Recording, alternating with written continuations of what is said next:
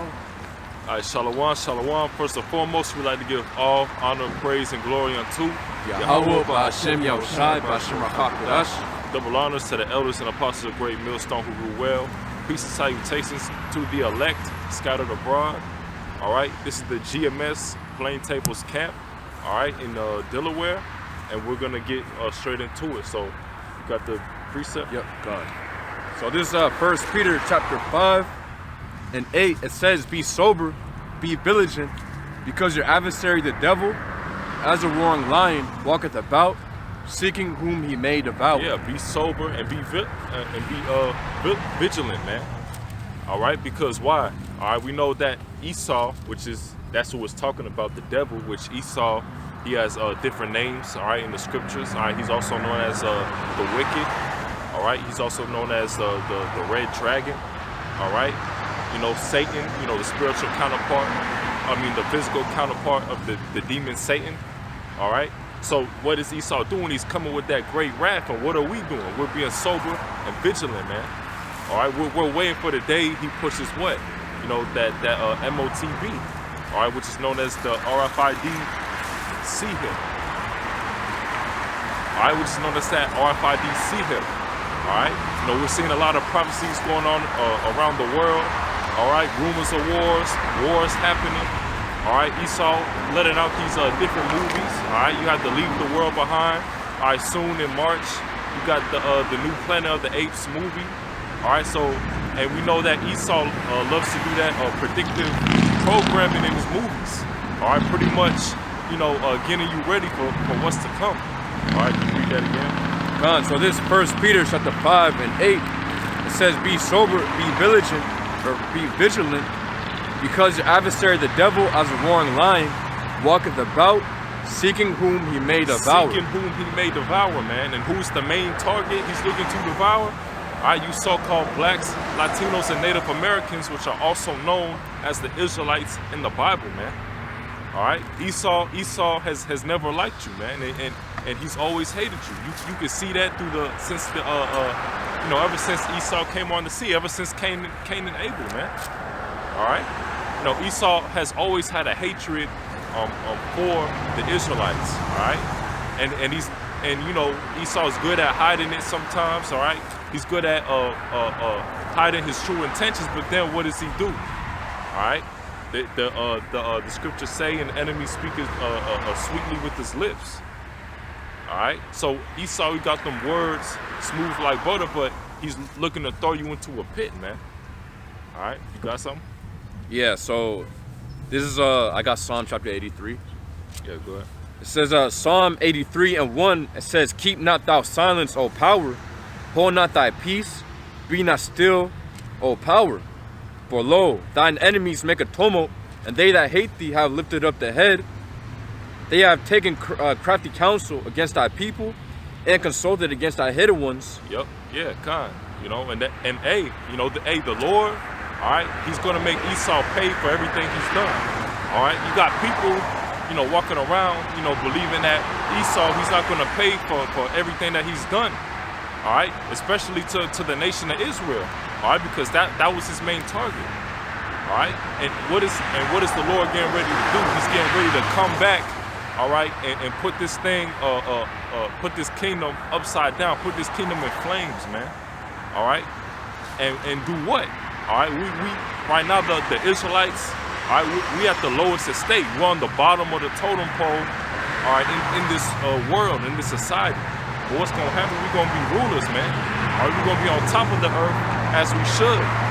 All right, the scriptures say that, you know, the Israelites, you know, roughly paraphrasing, are the face of the earth.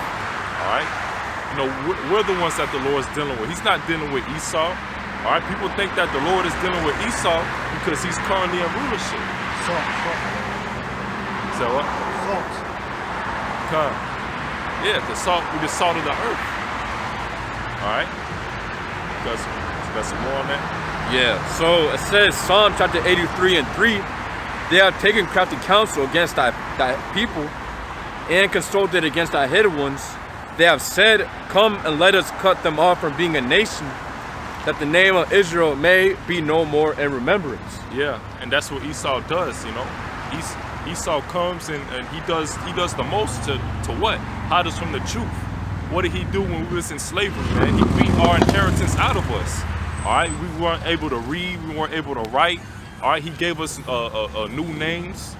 All right, you know, so pretty much, you know, we had for a time period we had a disconnect. We had a disconnect from our higher power.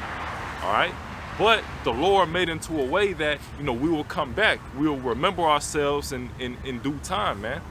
All right. You know, it's going to be a time where we're going to remember ourselves, remember who we are, you know, why we are in this situation, why are we under slavery under the Edomites, all right? Why Esau is in rulership, all right? And we know, you know, we under the curses, and why we under the curses is because we went off, man, all right? And it was already prophesied in the book of Deuteronomy 28, you know, the curses that would happen, you know, if we were to go off and worship false idols, all right? Go in a way contrary to Yahweh Shemel-Shah. Alright, that's all.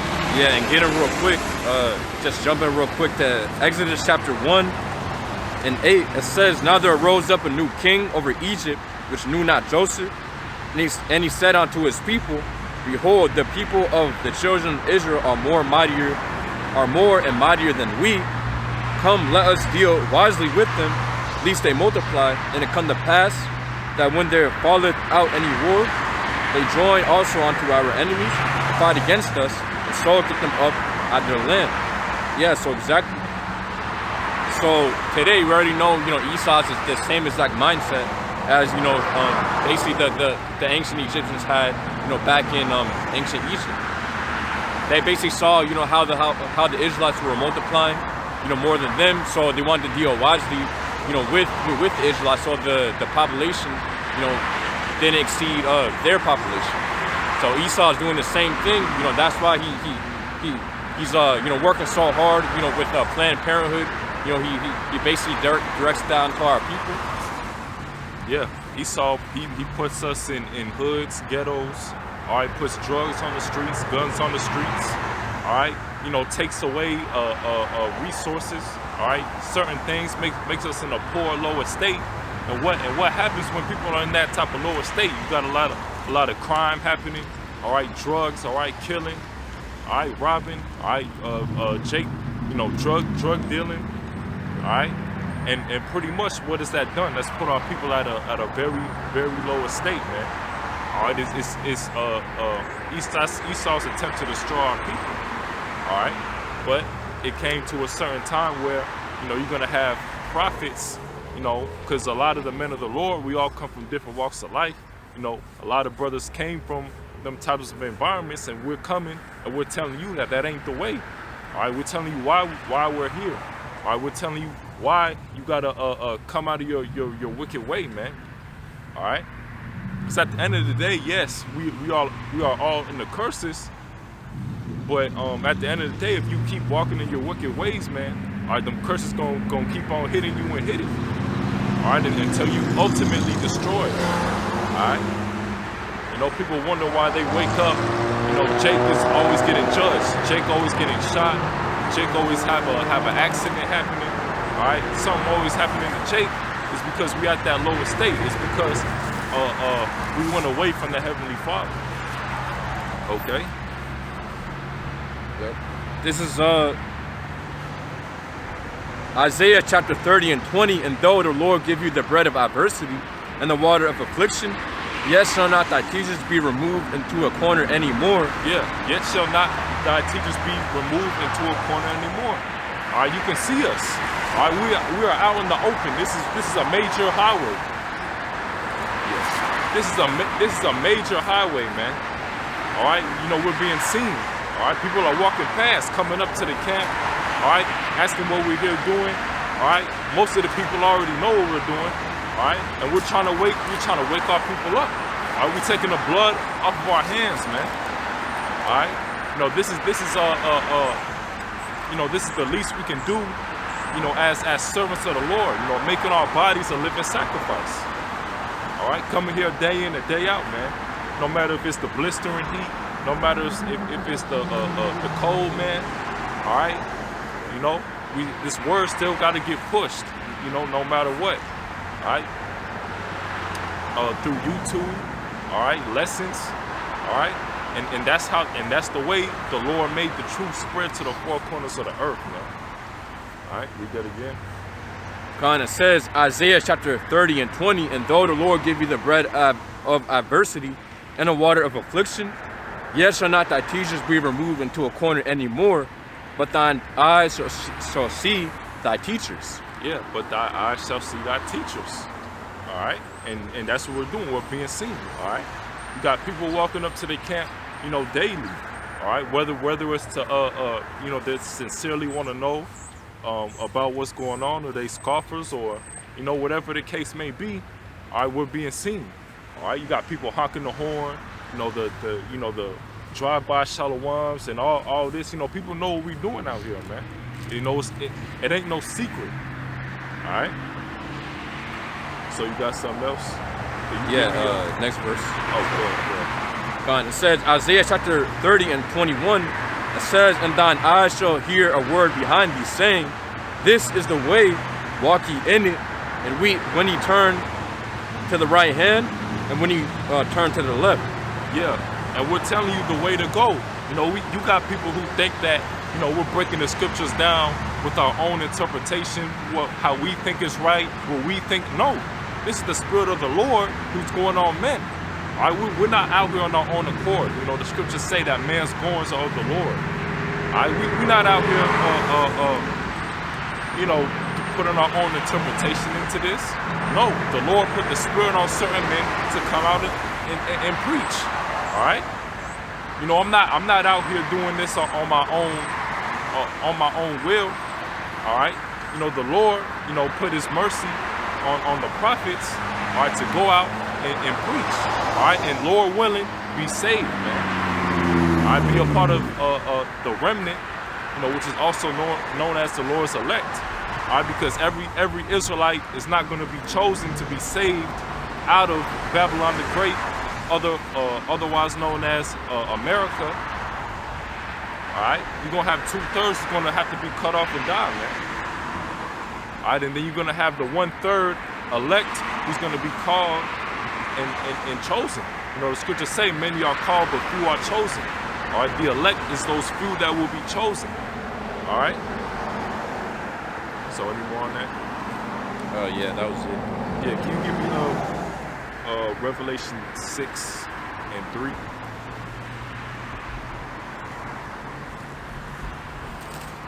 On this Revelation chapter 6 and 3, it says, and when he had opened the second seal, I heard the second beast say, come and see. And there went out another horse that was red, and power was given to him. Yeah, another horse that was red, and power was given to him. All right. When you go into Esau's name in the Hebrew, all right, it means red.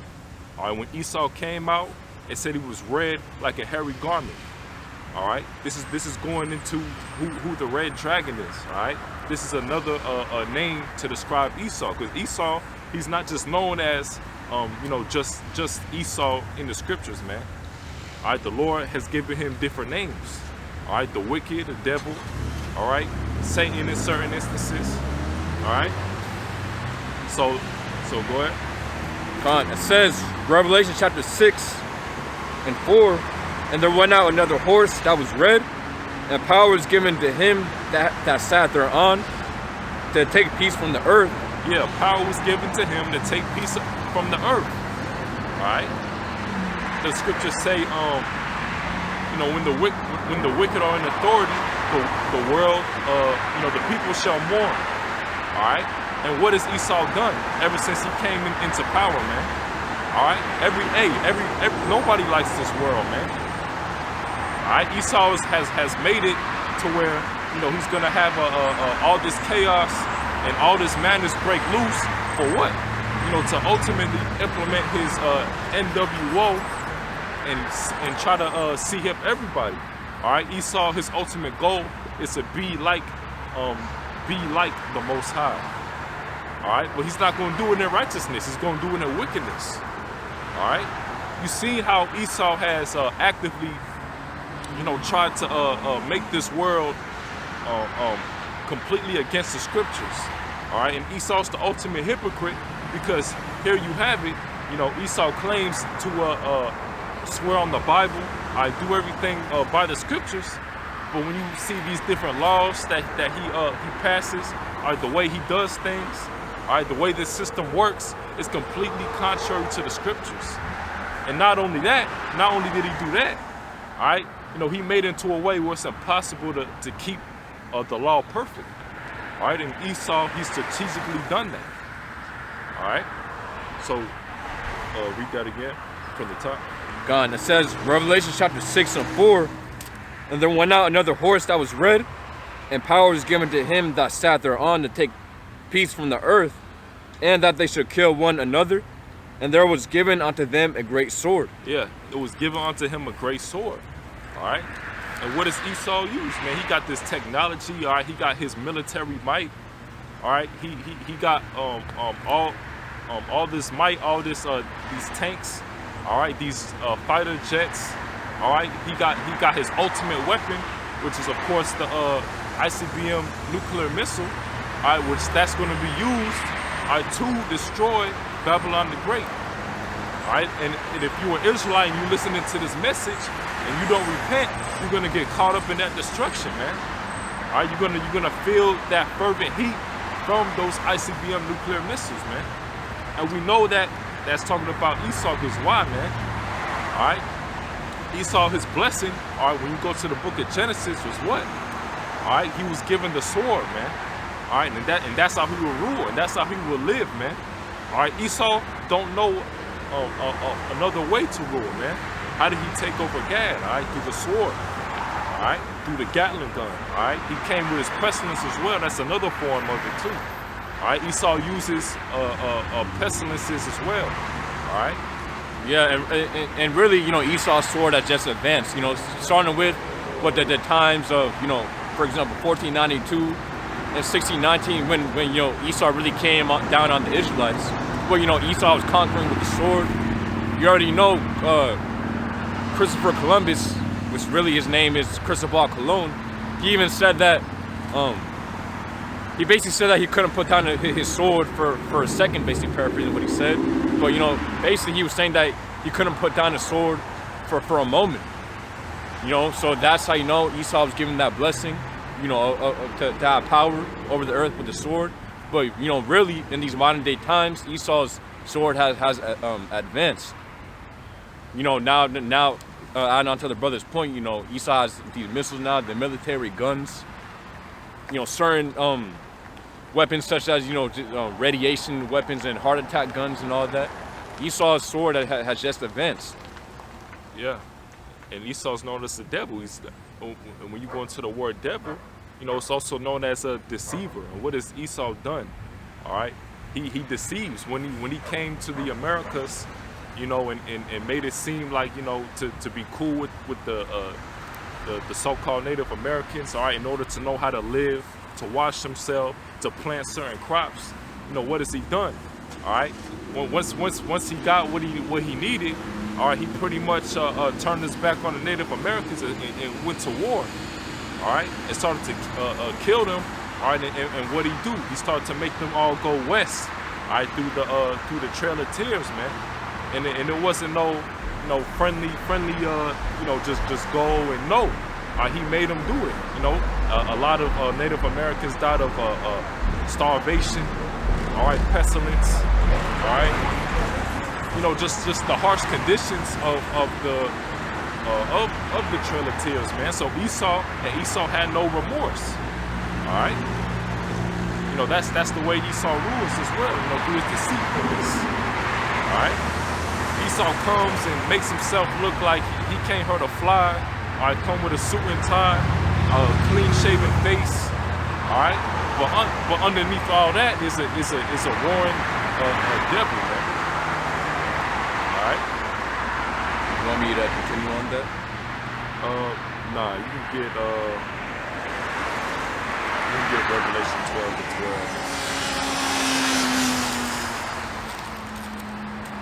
12. God, so this Revelation chapter 12 and 12. It says, therefore rejoice, ye heavens, and ye that dwell in them. Woe to the inhabitants of the earth and of the sea, for the devil is come down unto you, having great wrath, because he knoweth that he hath but a short time. Yeah, and we rejoicing, man. Why are we rejoicing? It's because this kingdom is coming to a fall, man. All right, we tired of living like this. All right, we tired of being vexed. All right, we tired of looking at defiled fools. We tired of seeing our women being damn harlots, man. All right. Hey, we tired of this place, man. We ready for that kingdom of righteousness, man. All right, and the reason why we're so vexed is because we know that this isn't our rest. All right, Jake. The reason Jake love it here, man. They think this is their rest, man. They try to make a kingdom in this wicked society, man. All right, you got Jake selling out, man. All right, Jake trying to come up in a carnal way. All right, this, that, and the third. But Jake don't know that this ain't our rest. All right, the America, Babylon the Great, us being a slave. All right, us being under Esau. All right, this isn't our rest. All right, hey, we supposed to depart from this society, man. All right, and talk down or prophesy against this society, man. All right, because we know that Esau, he had but a short time. All right, read that again. This is Revelation chapter 12 and 12. It said, therefore rejoice, ye heavens, and ye that dwell in them. Woe to the inhabitants of the earth and of the sea, for the devil is come down unto you, having great wrath, because he knoweth that he hath but a short time. Yeah, because he knows he hath but a short time. All right, and that's why Esau, he's trying to get all this stuff to pop off quickly. All right, the MOTB, all right, the C-hip, all right, the wars, rumors of wars, all right. He trying to get this world, he trying to have hell completely break loose, in order for him to finally do what he wants to do. Yeah. All right, but the Lord is only going to let him go for so far, man.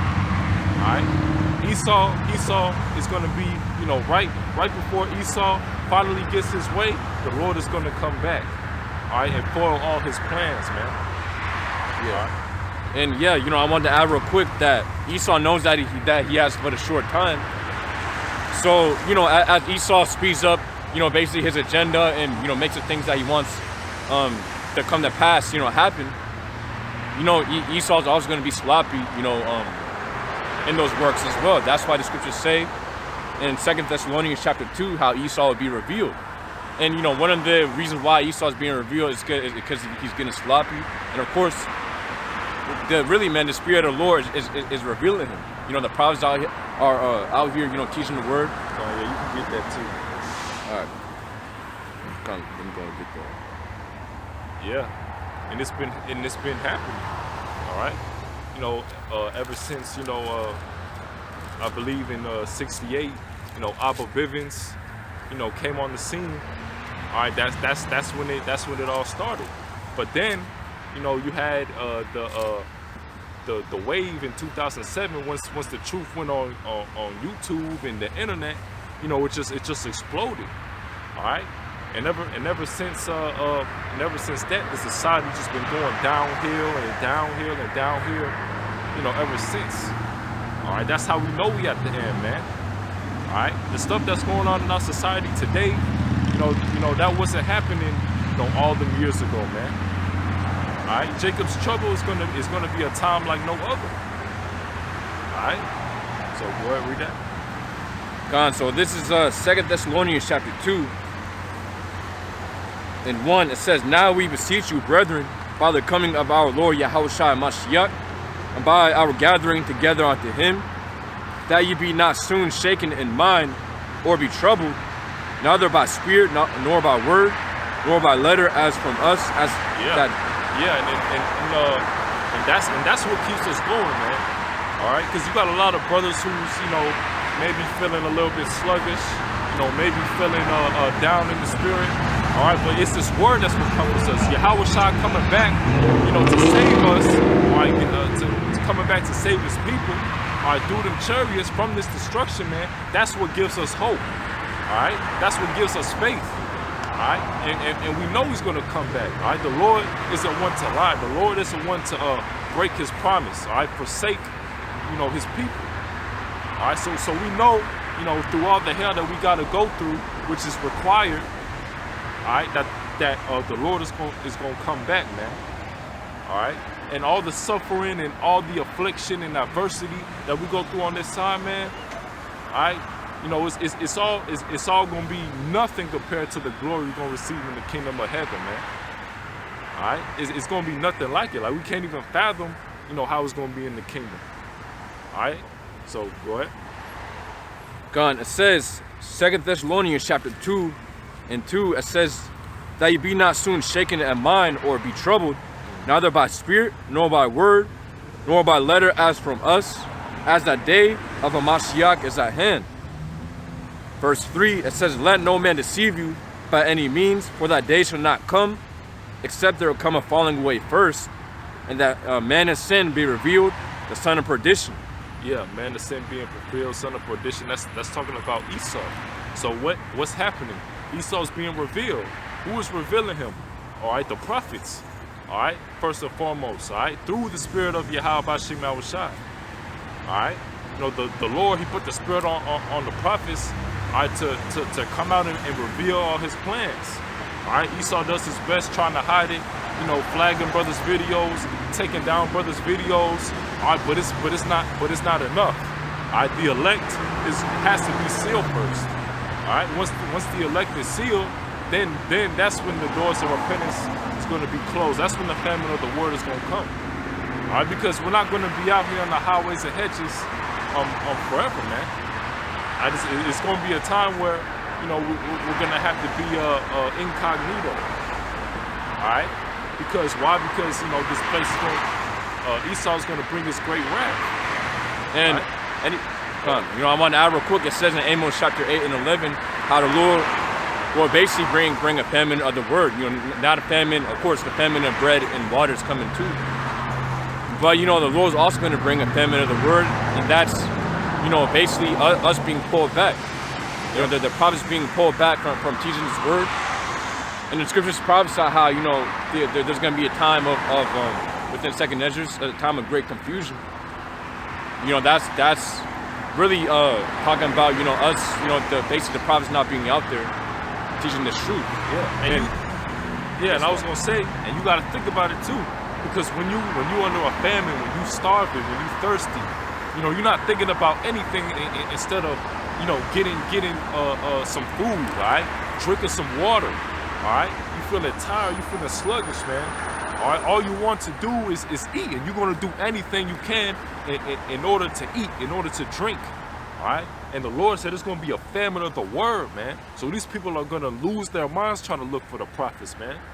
All right, they're gonna know that us being on the highways and hedges, they're gonna know that, oh man, them guys over there, man, they really had the truth.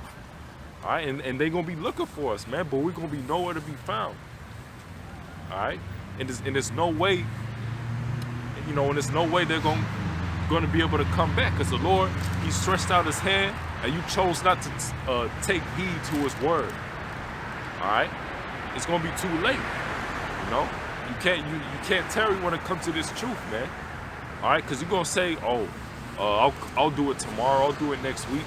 It's gonna turn into a month. It's gonna turn into a year, 2 years, 3 years.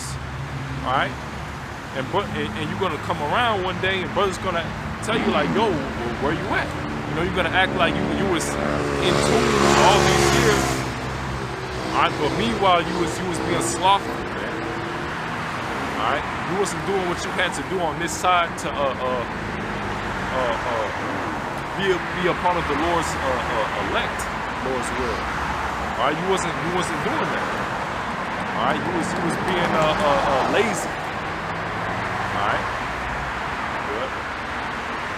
Gone. So get it real. Well, did you want me to get Amos 8 or do you want me to keep it Thessalonians?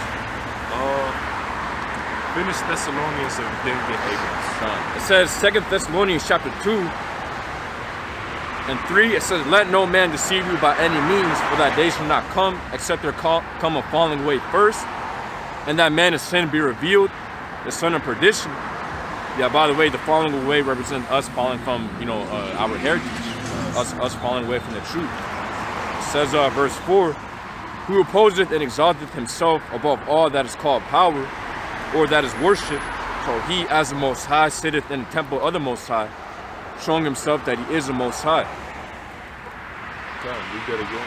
It says, 2 Thessalonians chapter 2 and 4, who opposeth and exalteth himself above all that is called power, or that is worship, so he as the Most High sitteth in the temple of the Most High, showing himself that he is the Most High. Yeah, the Lord, he's gonna make himself known. He's gonna make himself known, man. You not when the Lord come back, you ain't gonna see no damn Cesare Borgia, all right, a pale looking dude, no beard, long hair, all right. You're not gonna see that, all right. What you're gonna see is a Revelation 1. All right, that's what you're gonna see. Are you gonna see a so-called a black man, a dark-skinned man, all right, with a fro, all right, coming back to save people and get vengeance for his people, man. All right. So go ahead with Amos. All right, so it's a little more too. Oh, go ahead. It says 2 Thessalonians chapter 2 and 5. Remember, it says, remember ye not that when I was yet with you, I told you these things? And now ye know what withholdeth that he might be revealed in his time. For the mystery of iniquity doth already work, only he who not letteth will let, until he be taken out of the way. And then that wicked be revealed, it says, and then shall that wicked be revealed, whom the Lord shall consume with the spirit of his mouth, and shall destroy with the brightness of his coming. Yeah, the Lord shall destroy with the brightness of his coming.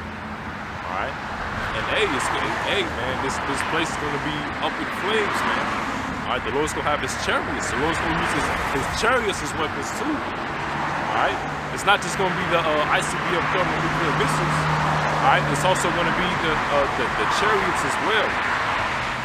All right, and once this place stops burning, but it's gonna burn for a very long time.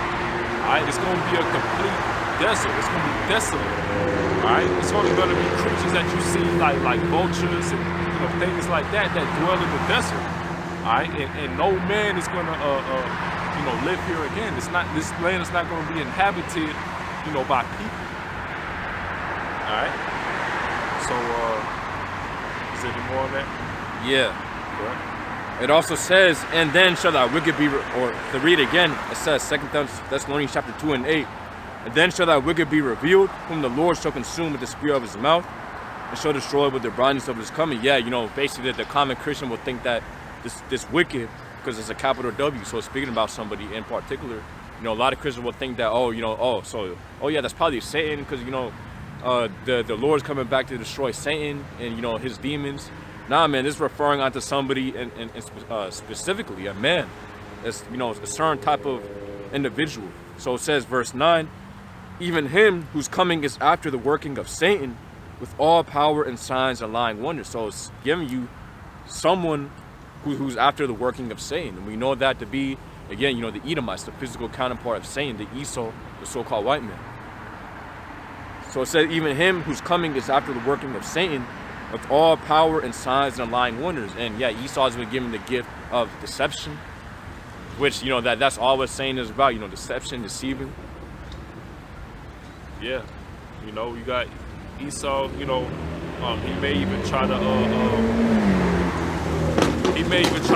imitate, the Lord's coming. You got the so-called Project Reuben. All right, he could put all these projectors in the sky, making it seem like, the Lord came back. All right, but as a prophet, we're not going to be fooled by that. Esau tried so much, to fool us, all right, which it may have worked, before we had this wisdom, knowledge, and understanding.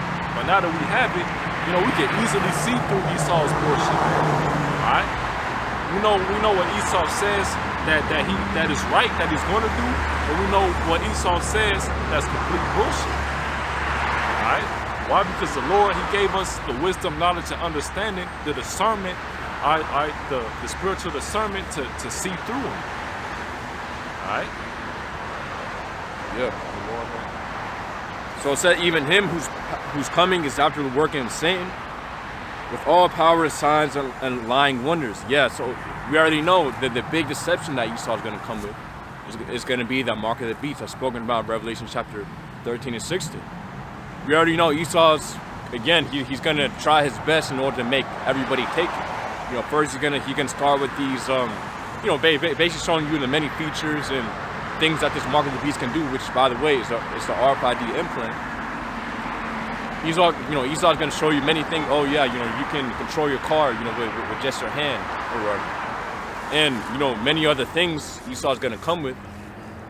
But ultimately, he's going to make it where you won't be able to buy or sell within the society. Yeah, because what Esau does, he puts on the front, like, you know, it got all this benefits, you know, very convenient. All right, you know, just a size of the grain of rice. It'll have all your information, your social security, medical records, you know, everything, job history, you know, everything that someone we need to know about you is just gonna be in this one chip. You know, all you gotta do is, you know, wave your hand and boom, you can purchase this. Wave your hand, you can enter this building. All right, wave your hand, all right, you can get these chips from a vending machine. All right. You know, when Esau, he's gonna make it look so good. He's gonna try to make it look like, you know, you'll be dumb if you pass it up. All right, when in reality, you know, you'll be dumb if you take it. All right, because once you take it, it's over, man. All right, it's no more repentance of sins after you do that, man. All right? There's no more repentance after you do that, man. All right? Yeah, and I want to add, we already know what you got Elon Musk, you know, pushing this Neuralink. So, you know, it's probably going to come to a point where, oh yeah, so for you fellow Tesla owners, you know, if you have that Neuralink, you know, if you ever happen to lose your Tesla, you know, you can instantly connect with your Tesla, you know, with your mind, and then, you know, some other shit like that. And, you know, just many other things, man. We already know Esau's going to go real heavy within these commercials. You know, you got some of these YouTube technology reviewers, you know, that you know, like to review technology. You know, we know some of them to be a part of, you know, within the group, so to speak. So Esau's gonna go full hard and heavy, you know, using the celebrities and stuff to push the MOTB, the mark. So it says, 2 Thessalonians chapter 2 and 10, and with all deceivableness and of unrighteousness in them that perish, because they receive not the love of the truth, that they might be saved.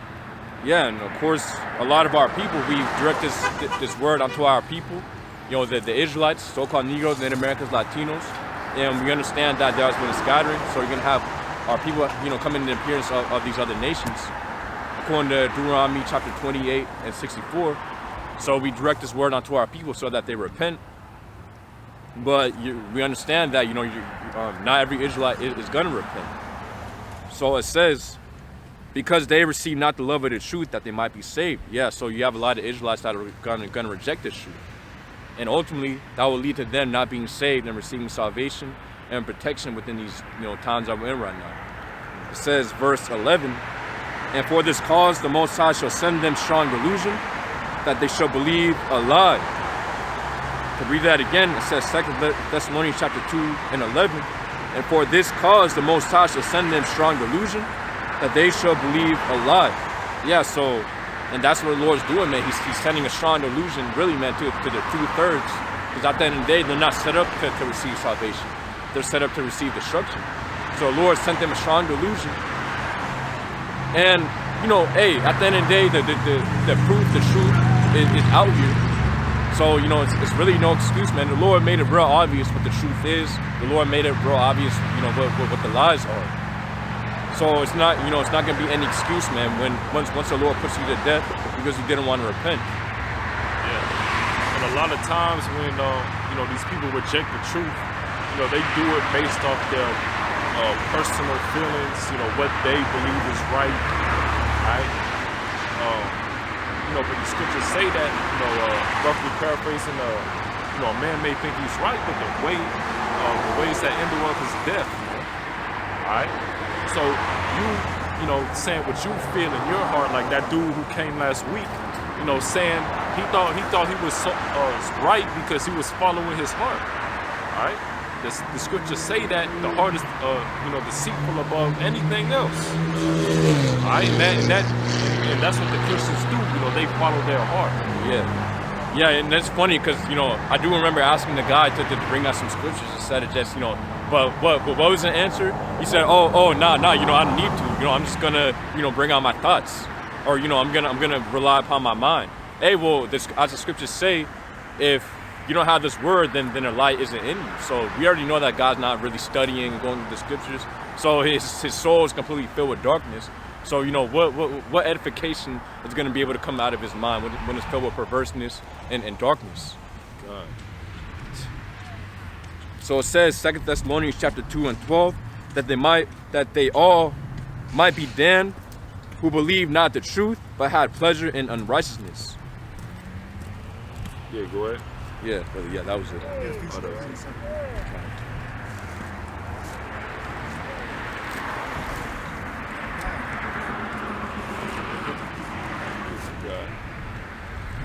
Ephesians 3 and 7.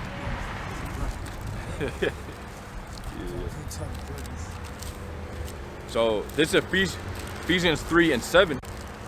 It says, but unto every one of us is given grace according to the measure of the gift of Hamashiach.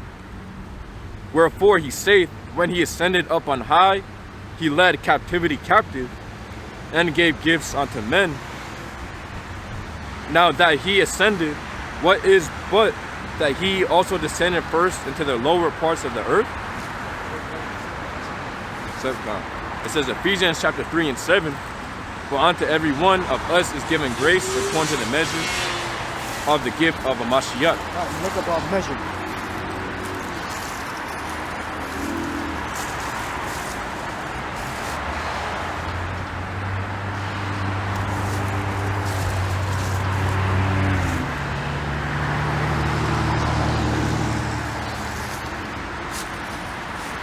So the Greek word for measure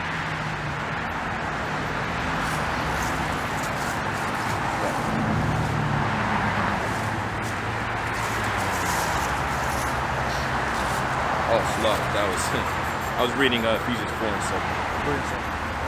It says Ephesians 3 and 7. It says, whereof I was made a minister according to the gift of grace of the Most High, given unto me by the effectual working of his power. You can go back to 4 and 7. So it says Ephesians 4 and 7, for unto every one of us is given grace according to the measure of the gift of Hamashiach. So it says the Greek word for measure. Read the definition. It means an instrument for measuring, or it says a vessel for receiving and determining a quantity of things, whether dry or liquid. It also says proverbially the rule or standard of judgment. Also says determine extent, portion measured of. Determine the extent, portion, and measure of. All right? The Lord gives everybody a different amount. All right? That's why some people they can only go but so far in the faith and then they fall off. All right? So read that verse again. God, it says Ephesians chapter 4 and 7, but unto every one of us is given grace according to the measure of the gift of a Mashiach. Yeah. So you wonder why certain guys can't get the reincarnation. They don't understand that. You have certain guys that can't believe that what the Lord's name is, Yahweh and Yahweh Shai, Father and the Son. They'll say Yeshua or something else because they weren't given the right enough. It goes back to the oil parable also in the book of Matthew. Read that verse again, then go to the 3rd chapter. God, it says Ephesians chapter 4 and 7, but unto every one of us is given grace according to the measure of the gift of a Mashiach. According to the measure. So all of us are given a certain amount of grace. But you have to just have enough to get all understand the scriptures to lead you to salvation. But if you don't believe in the Lord, the name of the Lord, and the breakdowns, the way we break them down, the Lord didn't give you the correct amount to save you. He only gave you a certain amount, and then you're gonna fall off. It also goes back to the parable of some received seed by the wayside or stony ground. they didn't get everything. They only received certain portions. Like you got IUIC, different groups, IUIC. John felt the truth. That's a demonic statement to make. You got to have your underling come back and clean it up for you. They didn't receive the proper amount. Huh? Yeah, I wanted to add, also the scriptures speak about the grain having the faith as a grain of mustard seed. So basically that goes into... Well, it's going to grow. Yeah, basically it's going to grow, and then your faith is going to completely, egg. It's basically going to become 100-fold, when you first came to the truth. But yeah, because you got to have more faith, because of demonic, attacks and thoughts on your head. As you get farther along in the faith, you're going to come under more spiritual attacks. So you got to be rooted and grounded completely. And your faith got to increase. You can go to the third chapter, back to the third chapter. I meant to bring up the third chapter first, but we started reading before, so go to the third chapter. Oh, still, that'll fine. Go ahead. Third, 3 and 7. God, it says Ephesians 3 and 7, whereof I was made a minister according to the gift of the grace of the Most High, given unto me by the effectual working of His power. Read that again. God, it says Ephesians chapter 3 and 7, whereof I was made a minister according to the gift of the grace of the Most High, given unto me by the effectual working of His power. Right, so it's a gift. All right, grace is a gift, faith is a gift. So we receive the knowledge as a gift. So the scripture says, freely as you receive, freely give, up from paraphrasing. All right, so we receive the work. And we could be dumb idiots in the world, still running out the name brand clothes and trying to get multi-million-dollar businesses, But we understand the knowledge of truth. We understand it's an end to this kingdom. All right, when you try to explain something to somebody in the world and they don't get it, it's like, just be grateful that you received the free gift, and be grateful you're not an idiot like them. And it's not their fault. They're being led by another spirit. All right? Now, just because it ain't their fault don't mean they ain't going to pay. All right, they're still going to die in the hellfire if they're still here in Babylon, America. All right?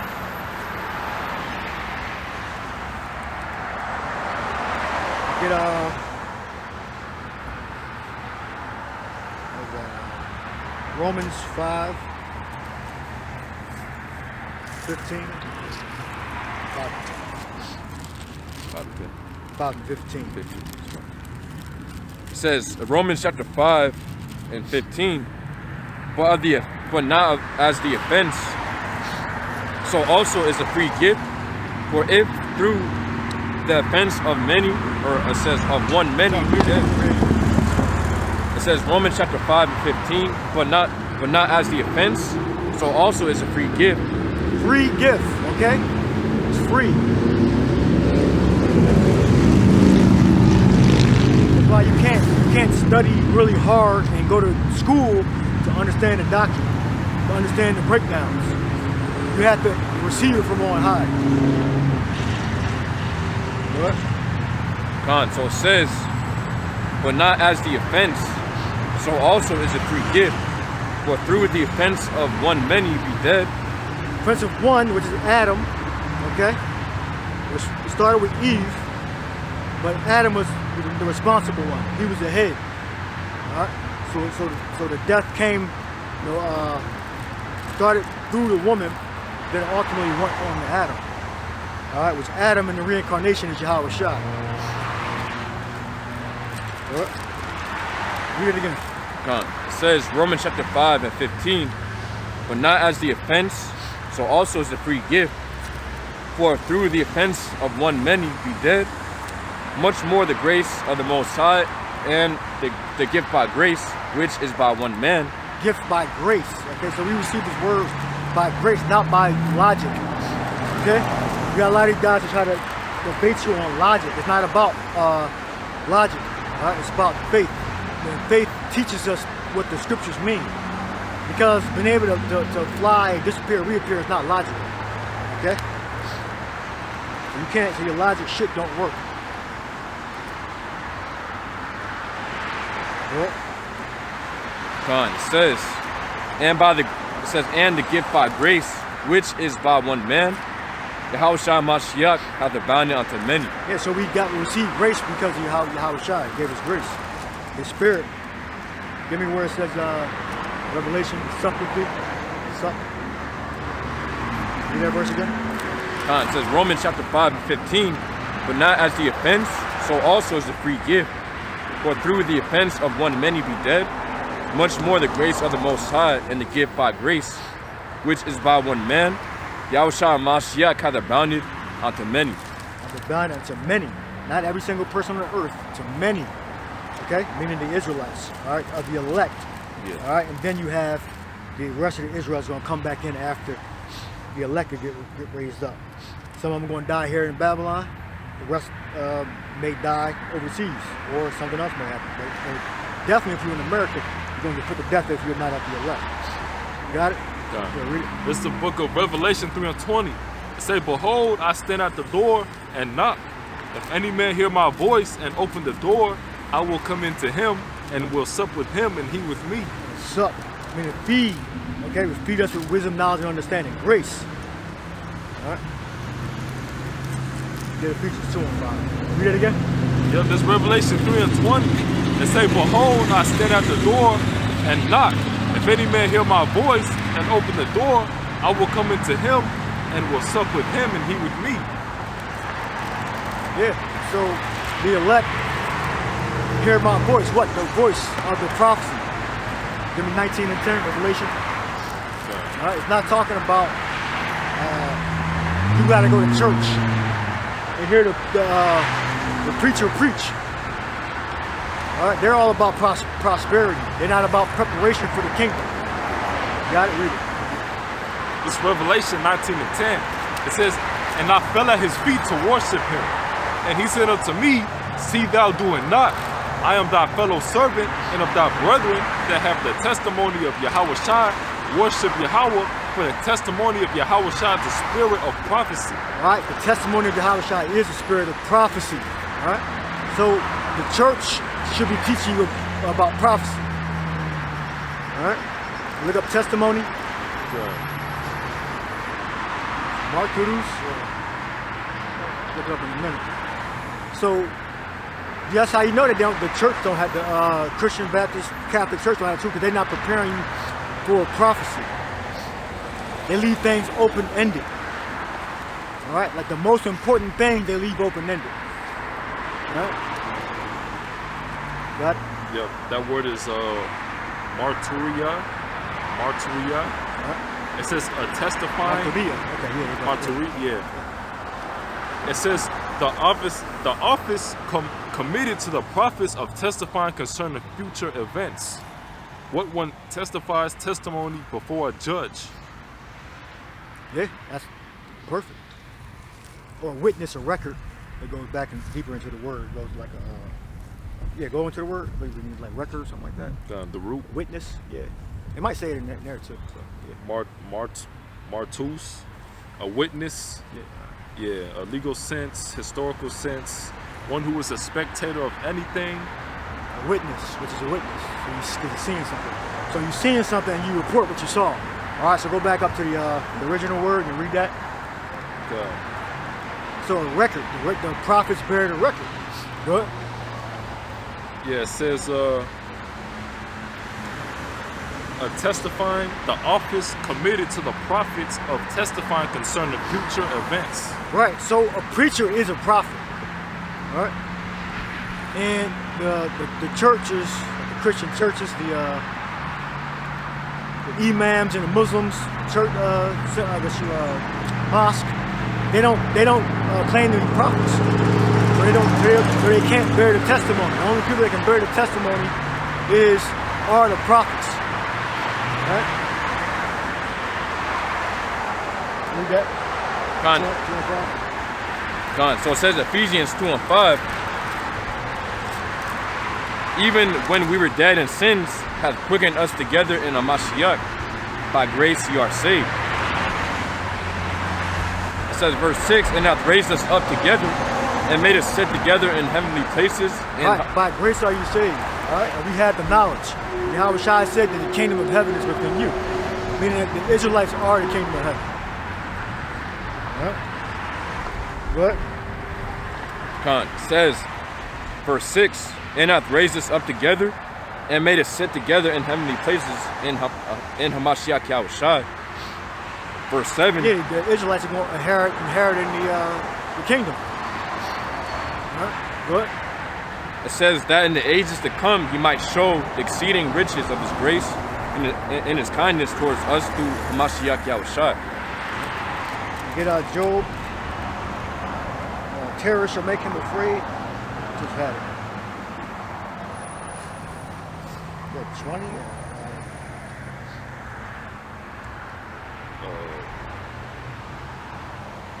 Shall make him afraid. Yeah. 18 and 11. Yeah, 18. This is Job 18 and 11. It says, terrors shall make him afraid on every side. Read up a little bit more. Read 8 verse. All right, verse 8. For he is cast into a net by his own feet, and he walketh upon a snare. The Read first verse. First verse? Yep. All right, so starting at the top, it says, then answered Bildad the Shuhite and said, how long will it be ere ye make an end of words? Mark, and afterwards we will speak. Wherefore are we counted as beasts and reputed vile in your sight? He teareth himself in his anger. Shall the earth be forsaken for thee, and shall the rock be moved out of his place? Yea, the light of the wicked shall be put out, and the spark of his fire shall not shine. The light shall be dark in his tabernacle, and his candle shall be put out with him. The steps of his strength shall be straightened, and his own counsel shall cast him down. For he is cast into a net by his own feet, and he walketh upon a snare. The jinn shall take him by the heel, and the robber shall prevail against him. The snare is laid for him in the ground, and a trap for him in the way. Yeah, that's the destruction of this kingdom. Right? The most wicked kingdom on the earth. Babylon, America. Right? This is the wicked. This is the curse that's going to enter into the house of the wicked. The 5th verse says, yeah, the light of the wicked shall be put out, and the spark of his fire shall not shine. Continue. Verse 11, it says, terror shall make him afraid on every side, and shall drive him to his feet. Yeah, terror. Look up terror. Terrors. Because it's the end of this kingdom. Don't get too comfortable, still go to work, get your business together, but understand that there's the end to this kingdom. All right, the scripture says, give me neither riches nor poverty. All right, and in Proverbs. All right. You want terrors, right? Terrors, yeah. Terrors, all right. Balaha. It says, terror, destruction, calamity, dreadful event. Calamity. Dreadful events. All right. So you're going to have explosions, fires, all right, buildings blowing up, mass murder, and then ultimately the total destruction of America, Babylon. But Yep. That was 12 it. verse. 12 verse. Oh, 12 verses. Yeah. And for the 12th verse, it says, his strength shall be hunger bitten, and destruction shall be ready at his side. Yes, meaning you ain't going to have the strength, you're going to be moving slow. You're not going to have the equipment to defeat your enemy when you go to war. Right? You're going to be weak. Good? Yep. Verse 13, it says, it shall devour the strength of his skin, even the firstborn of death shall devour his strength. Yeah, good. His confidence shall be rooted out of his tabernacle, and it shall bring him to the king of terrors. Yep, Yahweh Shai. Again. Alright. It's Yahweh, and then Yahweh Shai can be dispatched by the Father. Alright? Good. Verse 15, it shall dwell in his tabernacle, because it is none of his, brimstone shall be scattered upon his habitation. All right, that's how we know it's talking about Great Babylon, fire and brimstone. All right, because there's only going to be one place that's going to fire and brimstone is going to come down and completely destroy the whole land. All right, that's one place, that's one country, that's one nation of people. All right, that's Esau. Esau's going to be ruling that kingdom in the last days. But it tells you what, Esau is the end of the world, and Jacob is the beginning of it that followed it. All right. What? Verse 16, it says, his roots shall be dried up beneath, and above shall his branch be cut off. His remembrance shall perish from the earth, and he shall have no name in the street. Right, so you can make this chapter up with any chapter that's referring to Esau's destruction of Babylon. All right. Good. Yep. It says, he shall be driven from light into darkness and chased out of the world. Yeah, whenever the scriptures talk about the wicked and how they're not going to prosper, all right, how the wicked is going to be given to the burning flame, the rest of the beasts given to the burning flame. All right. This 18th chapter mates up with scriptures like that. All right. And in Revelation 18. Yeah, go ahead. Verse 19, it says, he shall neither have son nor nephew among his people, nor any remaining in his dwellings. Yeah, well, book of Obadiah. All right, book of Obadiah. All right, it's not talking about multiple places on the planet Earth. It's referring to that great city. All right, spoken about in the book of Revelation. What? It says, they that come after him shall be astonied at his day, as they that went before were affrighted. Surely such are the dwellings of the wicked, and this is the place of him that knoweth not Yahweh. Yeah, that's Esau, Edom. That's why Esau doesn't understand, because their mind is on a totally different wavelength, on a totally different frequency. They can't see. They can't fathom that we have the truth. All right. Yeah, the scripture said that we are fools for Yahweh's sake. All right.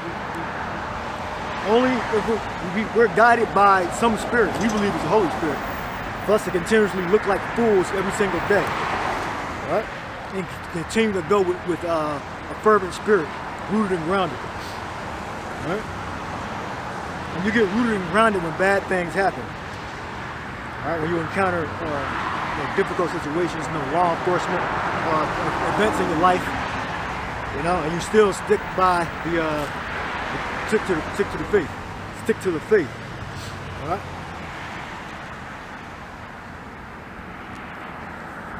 Yeah, bring something you want to bring up? Gone. I had a Malachi 1 and 1. Yeah, go ahead. Gone. It said Malachi 1 and 1, the burden of the word of the Lord Yahweh to Israel by Malachi. I have loved you, saith the Lord Yahweh, yet ye say, wherein hast thou loved us? Was not Esau Jacob's brother? Saith the Lord Yahweh, yet I loved Jacob, and I hated Esau. Yeah, and I hated Esau. Okay, Esau is Edom. You go to Genesis 36 chapter, it breaks down Esau too, his progeny. All right, look up Amalek, and then read the definition. It tells you his progeny. All right, not just talking about one man. Because those IUIC guys, they broke it down wrong. She said it didn't say, that fat black woman said, the book of Malachi didn't say what she wanted to say. Well, they don't know what the fuck they're doing. That's why I didn't say what they wanted them to say. And she said, tell me a scripture where it says that the Lord hates a particular race. Book of Malachi clearly says it. Not talking about one man, it's talking about his progeny. So look at Amalek. Read Amalek. Gone. So, out of verse 2. Look up Seer. Not Seer. Or Seer. Go ahead. So the Hebrew word for Amalek is Imalak, which means dweller in a valley. And it also says son of Eliphaz by his concubine Timnah, grandson of Esau, and progenitor of a tribe of people in the southern Canaan. That's who he hates. Go ahead, read it again. The last part. And it says, and progenitor of a tribe of people in southern Canaan, descendants of Amalek. So yeah, it also says a descendant of Esau, also his posterity in their country. Yeah, so it's not just talking about one man. So we read Amalek, it's not talking about, but he hates the man Amalek. So I guess, so he's just going to hell then? Yeah. That's why the apostles and elders say, look, why are you talking to fucking women? They're confused. She had blonde hair, short blonde hair. So like, really, you think a person like that gonna get it? The top of her head was blonde, that's the style I guess, and short, and the rest of the sides of her hair was black. Like she thinks she gonna understand the knowledge of the truth? Like come on now, you gotta do better than that. You about to say something? Yeah, I was about to say, yeah, you know, go add on to the point, not just speaking about one man. If it was speaking about one man, then the Lord only saved Israel, you know, Jacob, you know, Isaac's son. Right, they could have brought that out. They didn't. I don't know if y'all seen the video, but yeah, they could have said, well, is it just talking about Jacob? But these guys, I don't know if it was because they was young or just incompetent. They filmed their videos like movies, you know, like they're slowly moving forward. They look more cinematic. And smoke, you know, like sending outward. Yeah, they got the lens and stuff. And Yeah, kind of. So, you know, yeah. like I said in the video, I would have reprimanded. If my soldiers had brought me back a video like that, I would have reprimanded them. Like, what the hell is wrong with you? Or they shouldn't have, like I said in my previous video, they shouldn't have even been out in the field in somebody else's house. So they went to a barbershop and they started preaching in the barbershop. So I guess the owner of the barbershop said they could come in and give a word or whatever. Which is nothing wrong with doing that, but if you're going to do that, we don't do things like that. It's not a sin, that's what I mean, there's nothing wrong with that. When you do that, you gotta talk to the men. Why are you talking to women? Because the men probably weren't trying to hear you. Then what it was, one man, he was actually right. I forgot what the point he was right about. The calendar. It was a heathen 2/3 Israelite cut IUIC on the calendar. I believe he said it was a lunar calendar. Or something like that. Or no, he didn't say, he might have said that, or he said it was different calendars, Julian calendar, Julian Gregorian calendar, and he was trying to get him to shut up and stop talking, like, you know, kind of take over the conversation. And he in somebody else's house, you know? You in somebody else's house, you can't be like giving up orders and shit, you know? You in the street, like different. But you in the barbershop, you in somebody else's house, you gotta, you know, respect the rules of the, you know, the barbershop. You know, and the dude cut him. He said it was different calendars, and he tried to get him to shut up. And try to raise his voice. And say, no, I know why he's saying that. I know why he's saying that. Like, dude, man, the dude's a 2/3, he cut you. He was trying to get him to say the reason why they go to church on Sunday was because of the so-called white man. That's what he's trying to get him to say. But then the 2/3 cut him like, well, we got different calendars. The church followed the Gregorian calendar or something like that. He didn't want him to like to say that because it was like too deep information. Yeah. Which is really surface level. But go ahead. So we proved that. So Seir, see what Seir said?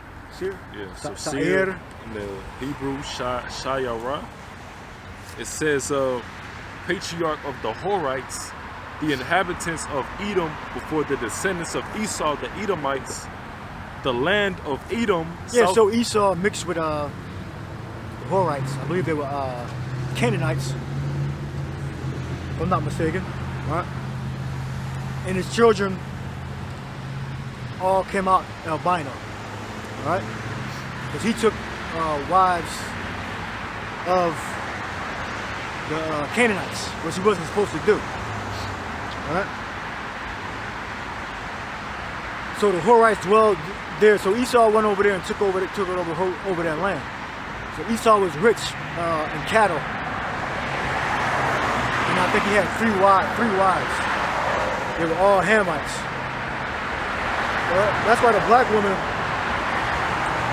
and the Puerto Rico, mainly the Israelite women. I know for a fact, you know, Issachar, Judah, Ephraim, they kind of want to simulate the white woman, right? And you look up the history of Jacob, not Jacob, Esau. Yeah, he does like darker skinned women. All right? That's an example of it. Esau getting with the Canaanite. The Canaanites are not Israelites. All right? Now, you got certain tribes where people try to simulate or emulate certain features of the Edomite woman because she's the top woman on the earth. So and it's a self-hatred thing. Whether it's the weave, it's the different color eye contacts. How your law, Lucifer. You're going into the point how basically, the Edomites are in power right now. So they're set up above everybody. Right, but the Lord has has a curse on the women of Israel. All right, well, it tells you that in with Isaiah the 3rd chapter. That's the daughters of Zion. But all the women of our nation, especially the ones that grew up in America, try to emulate the white woman because they look up to the so-called white woman. All right, and that's a curse. That's how you know our nation is destroyed. All right? You can tell. I heard the apostles and elders say this. Say you can tell a lot about a nation, or you can tell that a nation's conquered is how you see how their women behave. All right? The state of their women. That's how you know a nation is conquered. All right, and our nation was conquered by Esau. All right, and over the generations, we've adopted the customs of the Edomites, the so-called white men. All right? This is why Revelation 18 gonna happen, Job 18 gonna happen. Esau, his whole way of life is gonna be totally put out of existence. All right? You read in Job that the light of the wicked shall be put out. It says, 18:5, yeah, the light of the wicked shall be put out, and the spark of his fire shall not shine. The light shall be dark in his tabernacle, and the candle shall be put out with them. Right? So yeah, his nation's going to be completely destroyed, but everything that he wrought around the world, his whole World Trade Organization, all his organizations, his disease organizations, right? His customs, they're all going to be put out. So they're not going to stay. So our people are not going to stay on them that smote us. The leadership is going to be Yahweh Shai and the men of Israel. Right? It's not going to be. You ain't going to have an Edomite as a character that's going to be set up. That's going to be as a figurehead to emulate. Right? There's a more in there. Yeah. It says seer means hairy or shaggy. Yeah. It says the land of Edom, south of Dead Sea, a mountain range in Edom extending from the Dead Sea to the Atlantic Gulf. Okay. Apparently also called Mount Seir, and extending most of the distance of the mountain range itself. A mountain in northern Judah lying westward from Kirjath-Jearim. Strong's definitions. It says Seir, a mountain of Idumea and its aboriginal occupants. Yeah. But, Yeah. So Esau, he had, soldiers under him. Right? But he took over that land. But that was his blessing. The Lord wanted him to have the land of Edom. I believe there was an account where Esau marched on Jacob with 400 men. That's how he took over where the Horites were inhabiting, which is today we call the land of Edom, south of Judah. Right? That's his blessing. He takes over lands. The dwelling shall be the fatness of the earth. Right? Because you had kings that were already dwelling in Seir, right? In Mount Seir. Now, how did Esau take that land over? He took it over with soldiers. Right? And he made marriages with the people that was inhabiting the land. Right? So that's his blessing. That's Esau's blessing to conquer. Right? That was it? Pretty much it? That was pretty much it. yeah, that was it. Yeah, I appreciate it. look at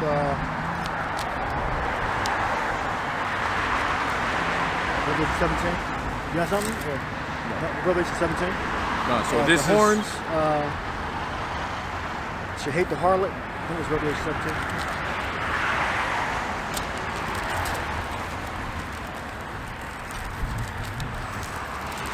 So this is Revelation chapter 17. Should hate the whore. Revelation chapter 17 and 1, and there came, it says, and there came one of the seven angels which had the seven vials, and talked with me, saying unto me, Come hither, I will show unto thee the judgment of the great whore that sitteth upon many waters, with whom the kings of the earth have committed fornication, and the inhabitants of the earth have been made drunk with the wine of her fornication. It says, continue. Now get where it says that thee shall hate the whore. Is that in 18th chapter? Thee shall hate the whore. Oh, it's verse 16. 16. So, Okay, yeah. gone. It says to start at verse 15, or Revelation chapter 17 and 15, and he saith unto me, The waters which thou sawest, where the whore sitteth, are peoples and multitudes and nations and tongues. And the 10 horns which thou sawest upon the beast, these shall hate the whore, and shall make her and shall make her desolate and naked, and shall eat her flesh and burn her with fire. Yeah, eat her flesh and burn her with fire. Yeah, that's the whore is the woman, Great Babylon, which is a country. All right, we believe that country is America. All right, America has enslaved the children of Israel.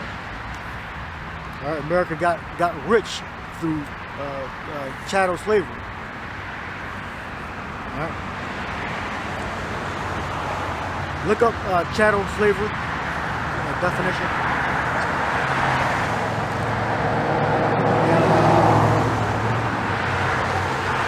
Go ahead, continue to read. So it says, Revelation chapter 17 and 8 or 17, For the Most High put in their hearts to fulfill His will and to agree and to give their kingdom unto the beast until the words of the Most High shall be fulfilled. Yeah, they mean give their allegiance, all right, to create that organization, North Atlantic Treaty Organization and the EU. And notice all the world wars are all started by Edomite, Caucasian people. All the world wars are started by Caucasians. Right? It's not a coincidence. Right? Because that's Esau's blessing, the sword. What? God, it says, What verse you on? 17. What? God, it says, next verse, 18, And the woman which thou sawest is that great city, which reigneth over the kings of the earth. All right, that's how we know that America is the whore. All right, it reigns over the kings of the earth. How does America reign over the kings of the earth? Through the petrodollar. All right, through American exceptionalism. Look up that phrase too, American exceptionalism. So read that first. Okay, so this is the dictionary.com definition of chattel slavery. It says, the enslaving and owning of human beings and their offspring as property, able to be bought, sold, and forced to work without wages, as distinguished from other systems of forced, unpaid, or low-wage labor, also considered to be slavery. All right, so that's how America got rich. All right. Free labor. What was that other word you wanted to do? American exceptionalism. All right. Read the 18. Read the last verse again. 17 verse. 18 verse. God, Revelation chapter 17 and 18, and the woman which thou sawest is that great city, which reigneth over the kings of the earth. Right. The great city is referring to a country. Okay. Yeah. Which America really is. It's a big country And, or a big city. All right. It's just different, political divisions, different states broken up into different states. It's one city broken up into different sections. You know? Yeah, and more proof for that is, get real quick, Revelation chapter 14 and 8 says, And there followed another angel saying, Babylon is fallen, that great city, because she made all nations drink of the wine of the wrath of her fornication. Yes, there you go. Babylon is a country. All right? And the country just was labeled a city. All right? Country, city, same thing. Read that again. God, it says, Revelation chapter 14 and 8, it says, and there followed another angel saying, Babylon is fallen, that great city, because she made all nations drink of the wine of the wrath of her fornication. Yeah, Babylon or Babylonia is a country.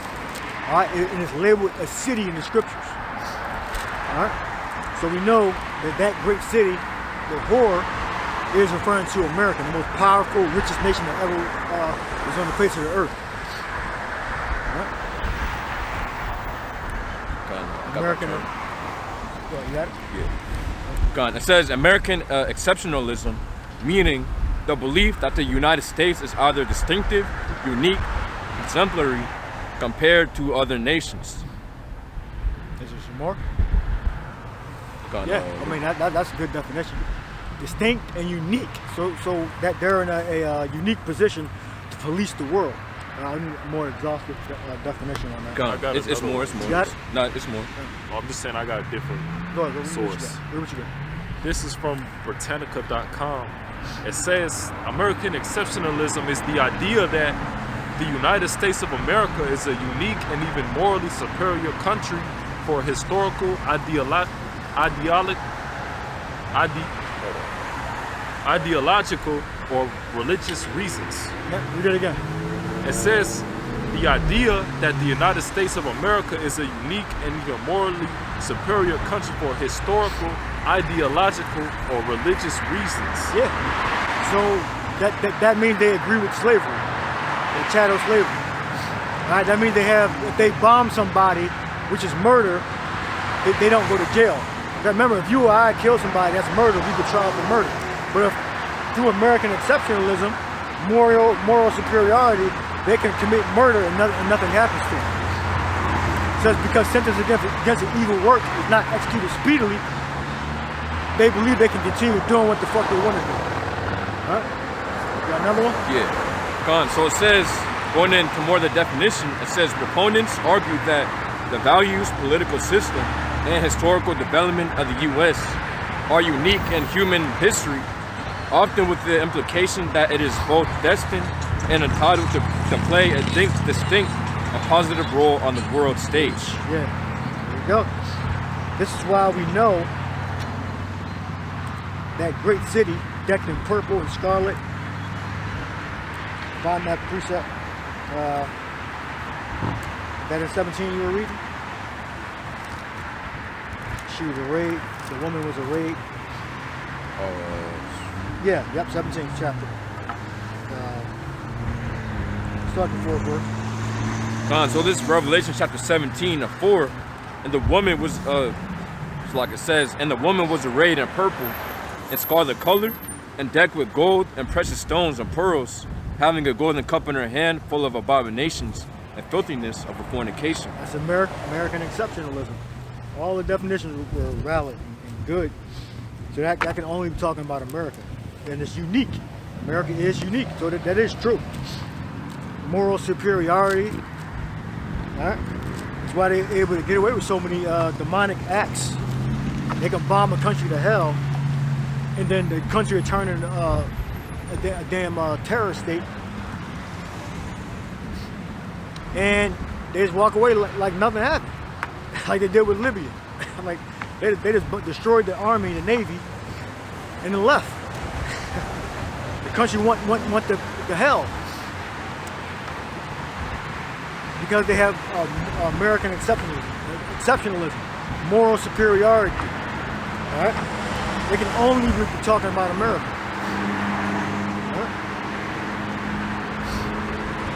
All right? Now, yeah, Russians' form of colonialism was the Soviet Union, but that was on a far smaller scale than America's.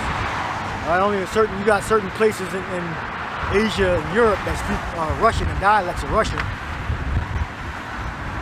You got multitudes of people that speak English. The very language of flight is English. That's a language of flight. Right? Yeah. you can't be talking about Russia. That's referring to America. The two major powers on earth, or three you could say, would be China, Russia, and America. Out of the three, who's the most powerful? America is.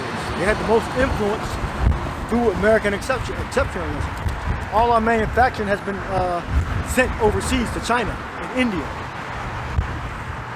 Right? Yeah. And you know, I want to add on real quick. Wait, we already know that the American philosophy is pushed upon the world.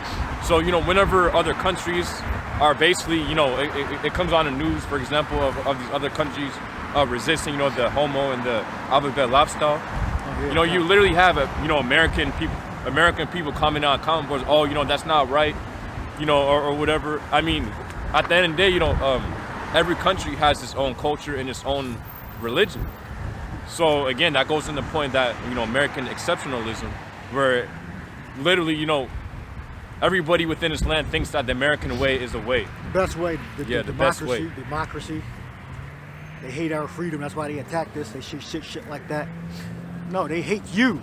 They don't hate your damn freedom. They hate you because you want throughout the world imposing your policies on them and their neighbors. And it's altering the way their people think. And they know, like the 6-Day War, you read about Obadiah. Did Obadiah the first time? Ambassador sent among the heathen. Is that Obadiah? That was talking about when the so-called Jays went back into the land.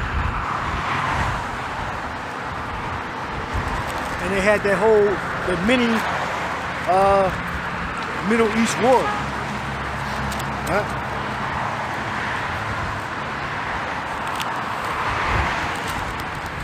Or was it Malachi 1?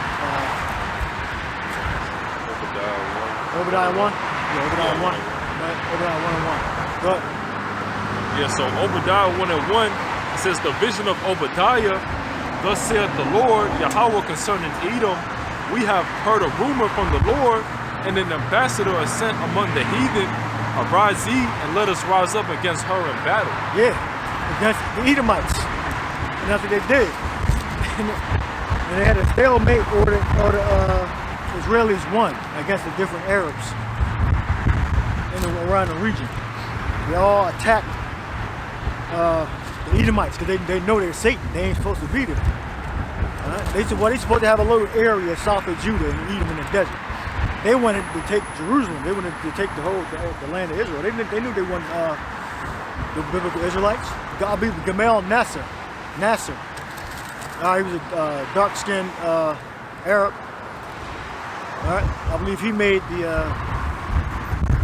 Gamal. I might be getting them mixed up, but Gamal Nasser. I believe Nasser was the name. His name. He said, how did the Israelites leave Israel black and then come back Caucasian? You know? How did that happen? All right? So they know, those Arabs know that the Edomites ain't supposed to be there. All right? Now they have a pact. Now they work together behind the scenes. Wanna get some rain?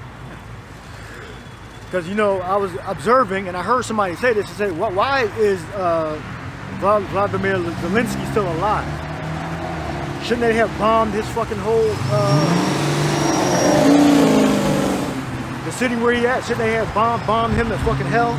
They could have did it really easily. Send a hypersonic missile, it's totally evicted. So the Russians, they all have a deal behind the scenes where they're not going to attack certain areas. They could easily just kill Zelensky if they wanted to. All right? And that's how we know that when they institute the RFID implant microchip, all right, they're all going to agree. All right? They're all going to agree. All right, it's not going to be just in America or just in Europe. No, the Russians are going to agree. The different African, South American nations are going to agree, right, on the implant chip being the new means to make financial transactions. All right? Go to Revelation. You got a precept? No. Go to Revelation 13. 15. So this Revelation chapter 13 and 15. So it says, and he had power to give life unto the image of the beast, that the image of the beast should both speak, cause that as many as will not worship the image of the beast shall be killed. Yeah, man, you gotta worship the system. The system that says you have to be like when you look up the executive orders, it tells you that they can organize people in a work brigade. They can take over transportation. All right, whatever the system says you got to do, you have to do, which includes taking the RFID implant microchip. All right, you gotta go with the program. All right, worship means, I believe, to kiss the hand. Look up worship. Definition of worship: to prostrate yourself, bend down, bow, pledge allegiance. All right, read the verse again. Gone. It says Revelation chapter. You look up worship. Revelation chapter 13 and 15, it says, and he had power to give life unto the image of the beast, that the image of the beast shall both speak, and cause that as many as will not worship the image of the beast shall be killed. Yeah, the original beast was the pagan Roman Empire. All right, you had a democracy. All right, which, remember, the democracy turned into empire or emperor. Emperor is the same thing as a king. I mean, that's the thing. See, that's another thing that slipped past your fucking head, man. It was a guy, you're talking about some democracy. It was a fucking, the emperor. They were emperors, right? Look up how many emperors were in Rome. They tricked you. Just like they tricked you with the so-called Jew being your friend. Being friends to the Christians. They got a different religion. if the so-called Jews don't become Christians, all the so-called Jews go to hell, right? But they tricked you like there was some type of unity. The so-called Jew believes that you're less than a drop that falls from a bucket. Okay, less than a drop of water. That's how the so-called J thinks of the Goyim, the Gentiles. There's no unity because it's a different religion, and they tricked you also that this is a real democracy. That America is framed after the Roman Empire. All right, which was a democracy, then it turned into a damn dictatorship. So look, read that. What I did again? 70 emperors. Look up the definition of emperor. Gone. So the definition of emperor. Constitutional monarch. You probably might say something like that. It says a sovereign ruler of great power and rank, especially one ruling an empire.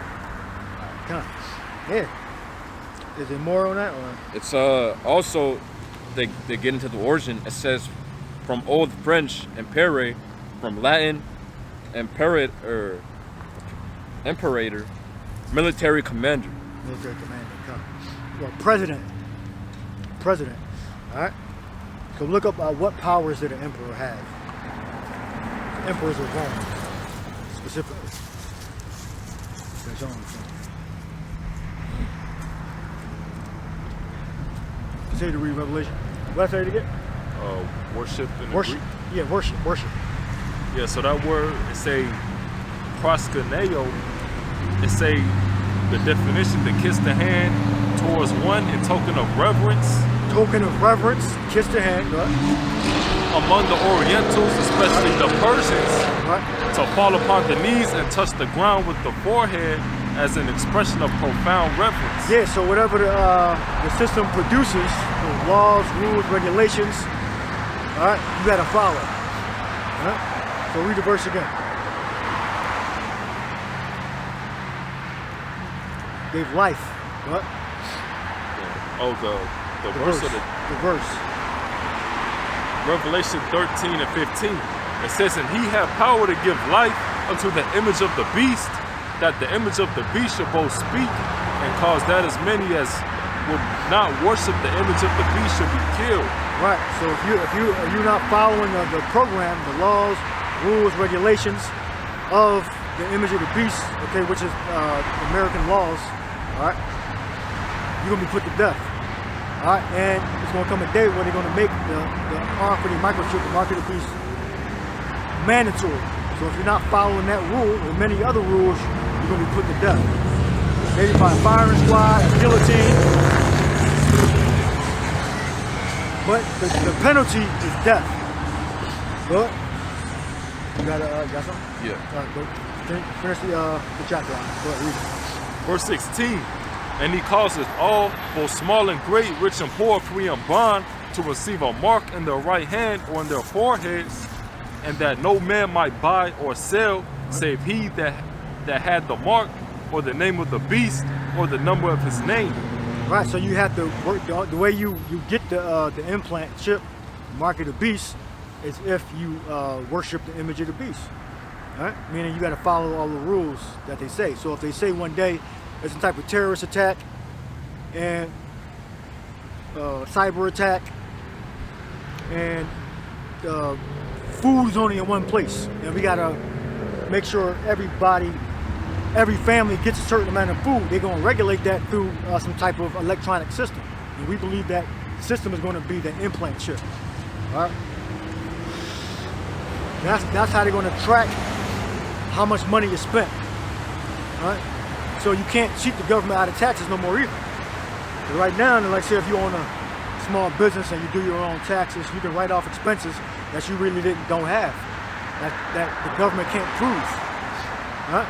So they can't prove it, so the government losing money. How many you can look at how many they hired. I think last year they hired thousands of new tax collectors to check up on taxes to get their money. Look up how much Americans owe in taxes. But read that first. Look at them. How much taxes do Americans owe? You read what you got. Khan, so it says the emperor's tribunician powers gave him power over Rome's civil apparatus, as well as a power to preside over and thus dominate the assemblies and the Senate. Right. So the emperor was like the president. You could say like the president, right? So he can get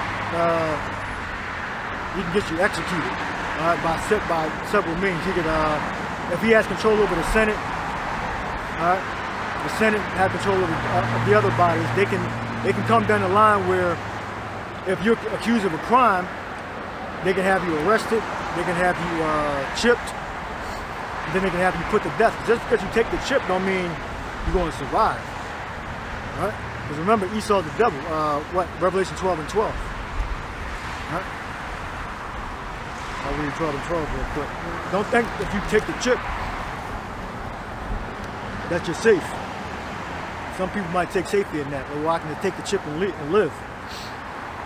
Revelation 12 and 12. And then you can read what you got. Therefore rejoice ye heavens, and ye that dwell in them. Woe unto the inhabitants of the earth and to the sea, for the devil is come down unto you having great wrath, because he knoweth that he hath but a short time. All right? Great wrath means he's going to put you to death. All right? So don't take safety. Don't take safety in you getting benefits, all right? But your benefits are only going to last for a short time. But then the wrath of the Lamb is going to totally burn America. All right, that's the ultimate end of the war. It's going to be burnt with fire. It's showing the Revelation 17 chapter. Now, what do you have? How much taxes do Americans owe? Yeah. So it's from WSJ.com on January 20th, 2024. It says most people file and pay their taxes by April 15th, but more Americans than ever owe past due taxes. As of the end of 2022, 18.6 million individual taxpayers owed the Internal Revenue Service $316 billion in overdue taxes, according to the agency.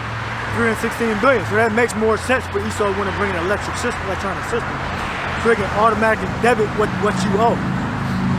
You got ready to go? Oh yeah, I want to get. So it says, asking the question: did Romans have absolute power, or did Roman emperors have absolute power? It says the emperor was an absolute ruler who provided stability for the people. It was never a constitutional office. Quite simply, the emperor was a law. Okay, well, yeah, I'm sure he still had certain checks and balances if you were a Roman citizen, but he was an absolute ruler. So he tricked you again. They tricked you with the Judaism and Christianity thing, which those two religions can't coexist, because one of y'all going to hell, or both of y'all going to hell, according to their own religions. Right? Well, according to the Christians' religion. I don't think the so-called Jews believe in burning forever in hell. All right? And then you think that we're under damn democracy. No, we're under the image of the beast. The image of the beast evolved into a dictatorship. All right? With a Senate house. Like today. It's a damn dictatorship with a Senate house. It's going to lead into a dictatorship. And they're still going to have a Senate. They're still going to have the legislative office and all that. Well, they may abolish it, but you know, as you move toward a totalitarian system, it's more than likely they're still going to have those offices in place, right? Because the image of the beast back then, you had a total dictator, but you still had the different legislators in Rome, right? So the same thing's going to happen in America. All right? Started off as a democracy. All right? Then it evolved into a dictatorship. I believe starting with Julius Caesar. I believe when he marched his army over into Rome. There's a history on that. He wasn't supposed to bring his army into Rome. Then he got assassinated. And I mentioned last week the whole thing of why Julius Caesar was conquering the native barbarian Europeans was genocide. All right, it was to repopulate the land. All right, that's Esau's. That's what he does. That's his MO. That's his modus operandi. All right, genocide. And spreading his doctrine. All those old Roman buildings, Roman architecture type buildings you see all in Europe is because of the different campaigns the Romans had in Europe, out of Italy, whether it be in France, Britain, okay, Germany, Greece. You'll see Roman type architecture, well, Greco-Roman, technically. All right, it's because of Caucasian Edomites exporting their stolen culture, but their culture with their twist to it, you know, all over Europe. And that's how they repopulated the natives that were in Europe. All right, because the natives in Europe were actually brown, dark-skinned people. All right. Give me y'all precept. Give me Matthew. Tears in the wheat. Tears in the wheat precept. It says Mark chapter 8 and 34. It says, and when he had called the people unto him with his disciples also, he said unto them, whosoever will come after me, let him deny himself and take up his cross and follow me. For whosoever will save his life shall lose it, but whosoever shall lose his life for my sake in the Gospels, the same shall save it. Yeah, cross. Look up cross. It means to be exposed to danger. Right? So we're exposed to danger. Anything can happen. You can have racist gang member cops. There are a lot of cops in gangs. All right? Come up to us and try to plant some drugs on us and say they got a call about a terroristic threats that were made, so we need to see some ID. All right? And don't reach in your pockets, you know, shit like that. Tears in the wheat. you had another point you want to make? Yeah, you know, I was trying to go into the point, you know, where you're gonna have a lot of Jake, you know, thinking that if they take that mark of the beast, you know, in these times that we're in right now, that, you know, they're gonna save their life, because Esau's gonna have it where, again, you know, as it says in Revelation chapter 13 and 17, how you won't be able to buy or sell unless you have it. So you're gonna have a lot of Jake thinking that, oh, you know, brother, I can't eat, you know, we can't get any water, I can't pay my bills without that seed hit. So you're gonna have a lot of Jakes who are tricked into getting that, you know, thinking that you're saving your life, but really you're losing it, because there's a judgment written for those who take that MOTB according to Revelation chapter 14. Yeah, being safe, which is not really safe. You put yourself in more danger, but because of your fear, you're gonna not expose yourself to danger. The scriptures say, bear the cross, bear your cross. And look up, you said look up cross, right? Oh yeah. Yeah, and them dudes, you know, they also have a lack of faith. You know, these people, they don't have no faith. All right, their faith is in this society. It's in Esau. All right, whatever Esau says is better for them, you know, they just go with it. All right, they don't follow the Lord. They don't have faith in the Lord. Yeah, remember Esau said, "Don't do your own research." I did a video on that. Yep. When it comes to the taking the drug, don't do your own research when it comes to medical. I guess that's overall what he's trying to say. But he said when it comes to the C-19 thing, don't do your own research. Whoa. That's Esau. You gotta follow the system. Now you gotta worship the image of the beast. So if it's compulsory, all right, meaning mandatory, you gotta do it. And then the R for the implant chip is gonna be mandatory. Yeah. Gone. So the Greek word for cross is stauros, which means a well-known instrument of most cruel and ignominious punishment borrowed by the Greeks and the Romans from the Phoenicians, who were affixed among the Romans down to the time of Constantine the Great. The guiltiest criminals, particularly the basest slaves, robbers, and the authors and abettors of insurrections, and occasionally in the provinces at the arbitrary pleasure of the governors, upright and peaceable men also, and even Roman citizens themselves. It also says the crucifixion which Hamashiach underwent. Yeah, and it also says an upright stake, especially a pointed one, used as such in fences or palisades. Gone. It also says, figuratively, exposure to death, i.e., self-denial. Exposure to death, self-denial. So you got to bear your cross. All right. Good. It also says, by implication, the atonement of a Mashiach. God, that's what it means to bear your cross means to expose yourself to danger. All right. Meaning go out and preach and risk, being persecuted. All right. Good. It's Matthew 13:24. It says, another parable put he forth unto them, saying, the kingdom of heaven is likened unto a man which sowed good seed in his field. But while men slept, his enemy came and sowed tares among the wheat and went his way. Yeah, so that's what Esau did in Europe and wherever he went. He sowed tares, meaning his seed, okay, bad wheat met with the people of the other nations.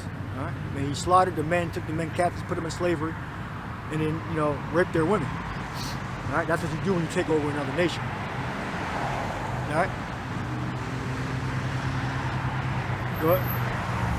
Now, this tares in the wheat is referring to Israelite. Esau impregnating Israelite women. All right, and the children being born of them are Edomites. Good. It says, verse 26, but when the blade was sprung up and brought forth fruit, then appeared the tares also. So the servants of the householder came and said unto him, Sir, didst not thou sow good seed in thy field? From whence then hath it tares?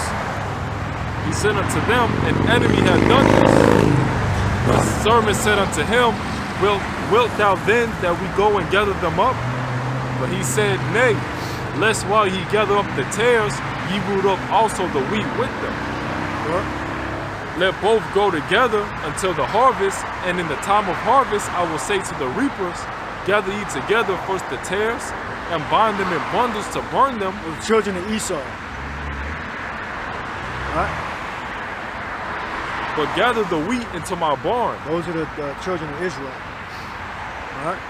So that's a race that specifically the Lord hates. Alright? He specifically hates those tares, which are Edomites, the children of the wicked, the sons of the wicked. Now go back to Malachi. They didn't finish Malachi off yet.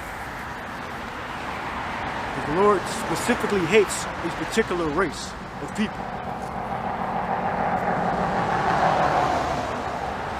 You don't have to leave the book of Malachi to prove that. You can stay right in the book of Malachi. Alright? And if we did finish it, well, we're going over it again.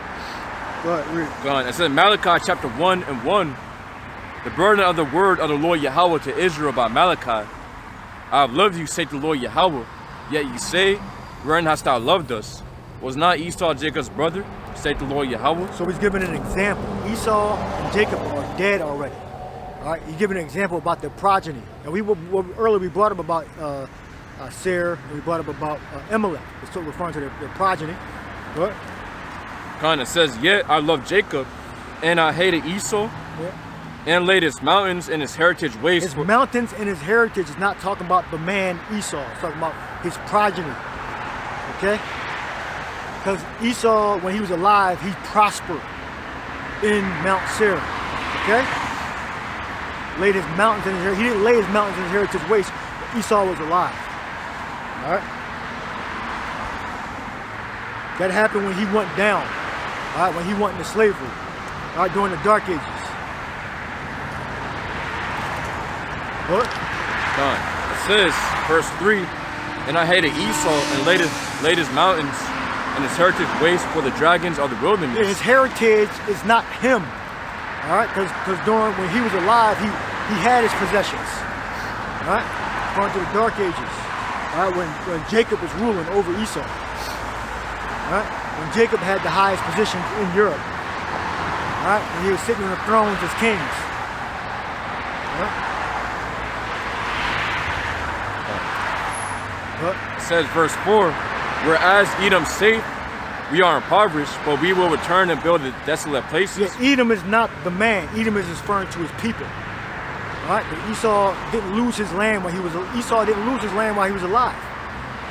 All right, Esau had his land. He was rich in cattle. All right, probably gold and silver too.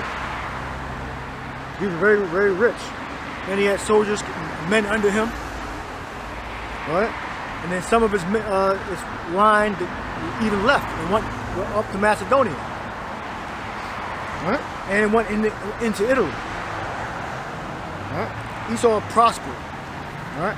Only during the time of the Dark Ages when Esau came down. Right? Then so since Esau came down, all right, meaning his progeny, he had to rebuild. Right? Right? Now he rebuilt during the time of the Renaissance. Right? God, it says Malachi 1:4, whereas Edom saith, we are impoverished, but we will return and build the desolate places. Now look up Edom, where he at, Edom. God, it says, thus saith the Lord Yahweh of hosts, they shall build, but I will throw down. Yeah, they. So how is they one person? So he hated Esau, all right, his people. All right, read Edom. God. Let's go through the definition. Edom is pronounced Adawam. So it says Edom, red, Edom, Edomite, Idumean, descendants of Esau. Descendants of Esau, that's it.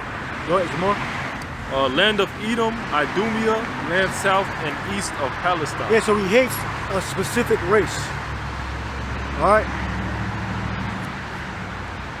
Go back. It says, Malachi 1:4 continuing, they shall build, but I will throw down. Yep. And they shall call them the border of wickedness, and the people against whom the Lord Yahweh hath indignation forever. Forever. So you have indignation. We look up indignation. Forever against someone, that means you hate them. Because if you have indignation, that means you're going to be constantly fighting them, beating them down, taking from them, hurting them. You don't do that to somebody you love. All right, so that's the race that the Lord specifically hates. Not just one man, his progeny. I got some for the Strong's definition. Yeah, go ahead. It says, Edom, the elder twin brother of Jacob, hence the region Idumea occupied by him.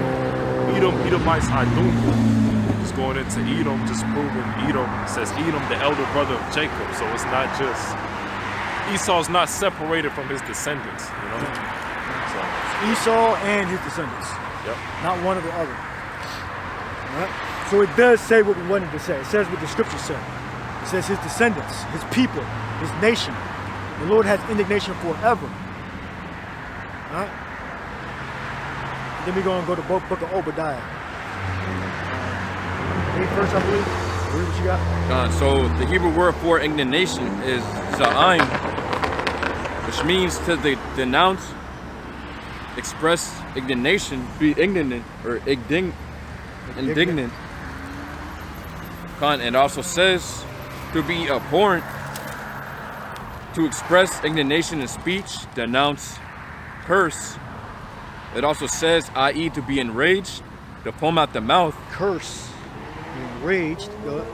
Abhor, abominable, be angry, defy. There you go. Yeah, that's it. All right, Obadiah, I believe the 8th verse. Obadiah 1 and 8.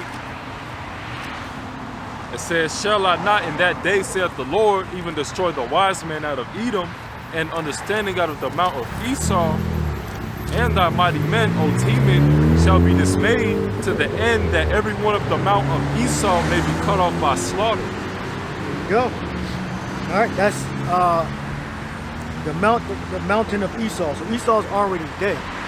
All right. It says every one of the mount of Esau. It's probably all there in the Hebrew. Look that up. Every one of the mountain of Esau shall be cut off by slaughter. So everyone is not talking about one person. I mean, it's elementary, it's kind of simple, but you got certain people that are actually mesmerized by how stupid this damn woman is. But they think she's saying something, think she said something. She ain't saying, she's saying, she's talking, but she ain't saying shit. But she said it ain't say what she wanted it to say. It did say exactly what we wanted to say. Alright? He said something, but a brother in IUIC said something, but he broke it down wrong because he ain't know the scriptures that well. So all there, it says every one of the mountain of Esau. So not Esau is just by himself, and he's gonna get killed and he's going to hell apparently. Just him by itself. That don't make no damn sense. Referring to his people. What? Yeah, so it says Yakarath, which means maybe cut off. Yakarath Ayash, so meaning man. Mahar, Aishawa, Makotal. So basically it's saying, you know, that every man of the mount of Esau be cut off. So it's referring onto, you know, every man. What? Which, so not destroying the one man. You know? Alright, the 18th verse. Are you done with that verse? You could read the 10th verse too. I go can read that. Go. It says, Then go to 18 after that. God, it says, verse 10, for thy violence against thy brother Jacob's shame shall cover thee. What? There's more hatred. What? And thou shalt be cut off forever. There you go. And thou shalt be cut off forever. Alright, so that's the race that the Lord specifically hates. 18th verse. Verse 18, it says, and the house of Jacob shall be a fire, and the house of Joseph a flame, and the house of Esau for stubble. There's more hate. The house of Esau. Look up house. Let's just say progeny or something like that. Bayath, right? Go. Yep. Read the verse again. 18. And the house of Jacob shall be a fire, and the house of Joseph a flame, and the house of Esau for stubble, and they shall kindle in them, and devour them, and there shall not be any remaining of the house of Esau, for the Lord has spoken it. It's pure hate. Alright? So the house of, so it's not just talking about Jacob and Joseph. It's talking about the progeny. It's the house. She's so simple, it names a person, and she's saying it's just talking about just the person. Context is everything, all right? So you got the house. So it says Bayah, which means, of course, it means house, dwelling, habitation of human bodies, figuratively. It also says household, family, to those belonging to the same household. Family of descendants as organized body. Yeah. Organized body is your progeny, your children. All right, so it's simple, you know, but you gotta constantly explain things over and over and over again. All right, that's all we're gonna do. All right, we're gonna come out here and we're gonna keep bringing out the same scriptures, same parables, same prophecy. All right, over and over again. That's what the Bible does. It just repeats itself over and over again. All right. That's how you remember, all right? And that's how you believe. Give me, how can we hear without a preacher? How can thou hear? How can he believe? If you have to hear the prophecies over and over again, then we'll get ready to wrap up. Two more scriptures. This is Romans 10 and 14. Yeah. It says, how then shall they call on him in whom they have not Jeremiah believed? 15. And how shall they believe in him of whom they have not heard? And how shall they hear without a preacher? Yeah, you need a preacher. All right, we get with repetitious prophecies, laws. All right. Read Jeremiah 15. Jeremiah 15 and 1. Then said the Lord Yahweh unto me, though Moses and Samuel stood before me, yet my people could not be toward this people. Cast them out of my sight and let them go forth. What? And it shall come to pass, if they say unto thee, whither shall we go forth? Then thou shalt tell them, thus saith the Lord Yahweh, such are for death to death, and such are for the sword to the sword, and such are for the famine to the famine, and such are for the captivity to the captivity. Yeah, that's what's going to happen to 2/3 of Israel in Babylon, right? They're going to meet the sword, right? And they're going to take the chip. They're going to take the implant. That's the hour of temptation. Now give me the hour of temptation. 3rd chapter. 3 and 10. 3 and 10. I think there's something out there. Thus unto the famine, you read that? Yeah. Famine's going to be real, because they're going to cut the cities off. It tells you at the 15th and 16th chapter, it's about the famines, the bridegroom not having the bride not having a bridegroom. All right, and that idiot woman that was on the video, she's gonna be one of those women weeping and gnashing of teeth before the fire because of the famines, because of the cities being cut off. All right? Yeah. Well, you got Micah 7 and 9 that speaks about, you know, basically that the woman saying, you know, where's the Lord that power? You know, in that spirit, you know, basically rejecting this truth. Yeah. And they're in league with Esau. That Esau say the same thing. We the children of God, why y'all so fucked up? Y'all the sons of Yahweh, Bashem Yahweh, why y'all so fucked up? So the woman is in league with Satan. Another example of that too, you know, when Job was going through his trial, you know, his wife, you know, was scoffing, God, you know, Yeah. told him to you know, curse the Lord and just die, you know. But hey, that's why a woman, you know, isn't out in the forefront to be a prophet.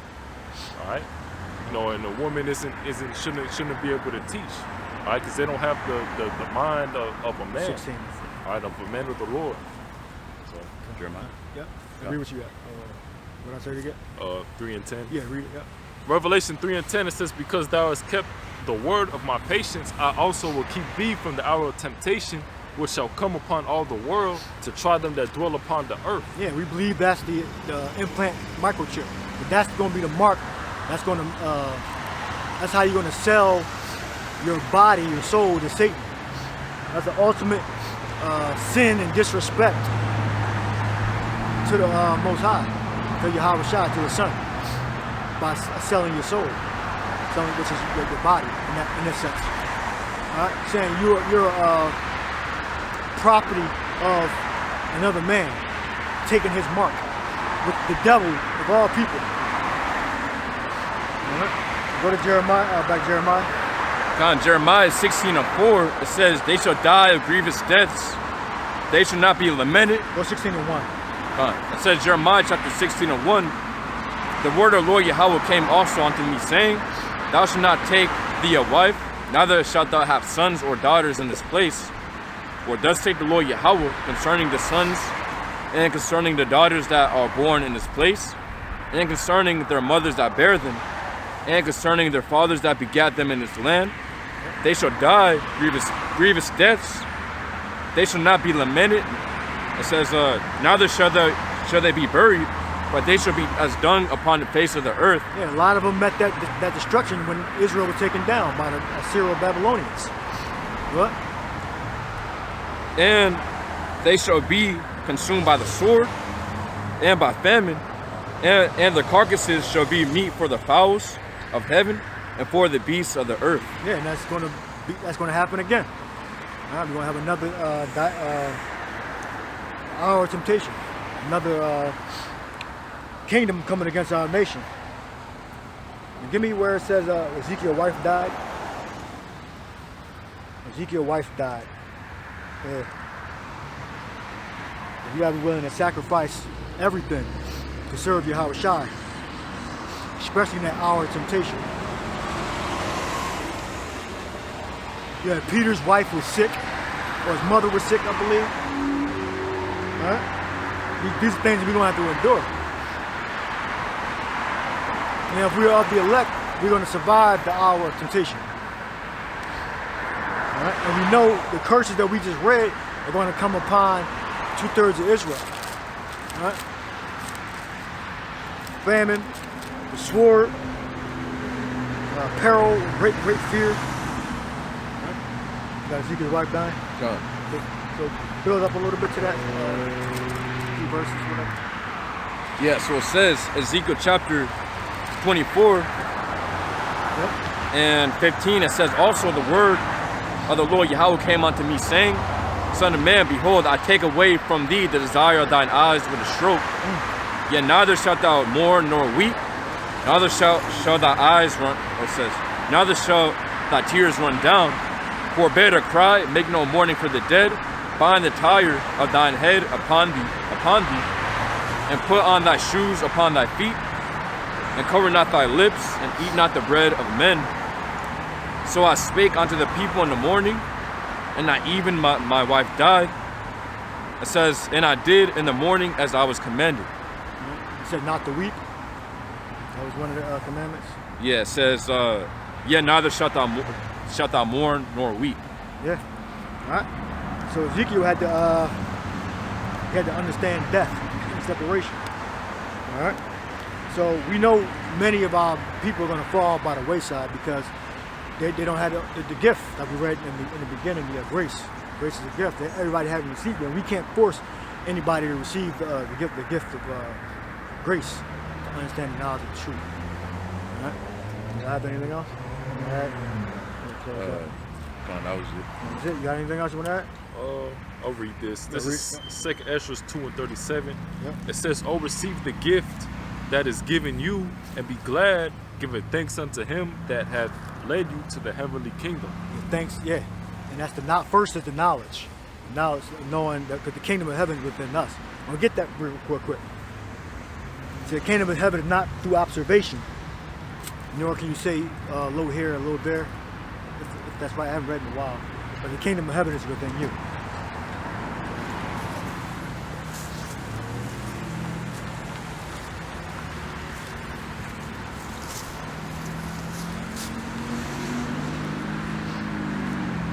Read your verse again. 2 Esdras 2:37. It says, "Oh, receive the gift that is given you, and be glad, giving thanks unto him that hath led you to the heavenly kingdom." And give thanks unto him that has led us to the heavenly kingdom. That only applies to the Israelites. That doesn't apply to the heathen. The heathen are going to be serving slavery. Just ask the so-called Jews.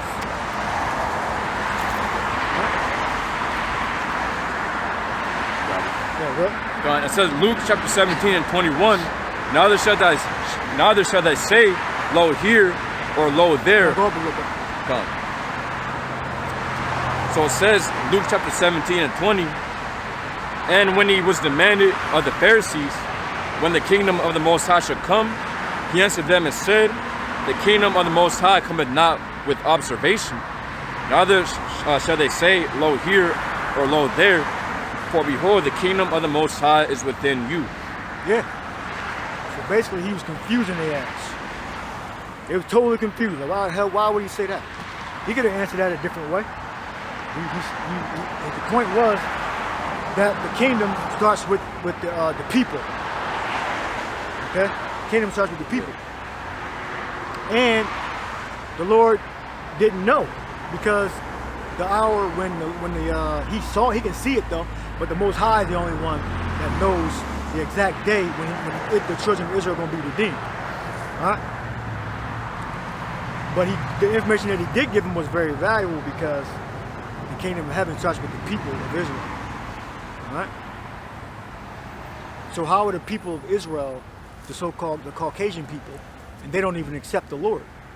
So they can't be the people. Like I said, they tricked you. It's not the same religion. The Christianity and Judaism is different. All right? If you don't believe in the Messiah, the Christians believe you burn in hell. So that means 99% of the Khazar Edomite Jews are going to be burning in hell, according to the Caucasian Christian doctrine. All right? So we'll leave that there. Hope y'all were edified. Shalom. Shalom. On to the next lesson.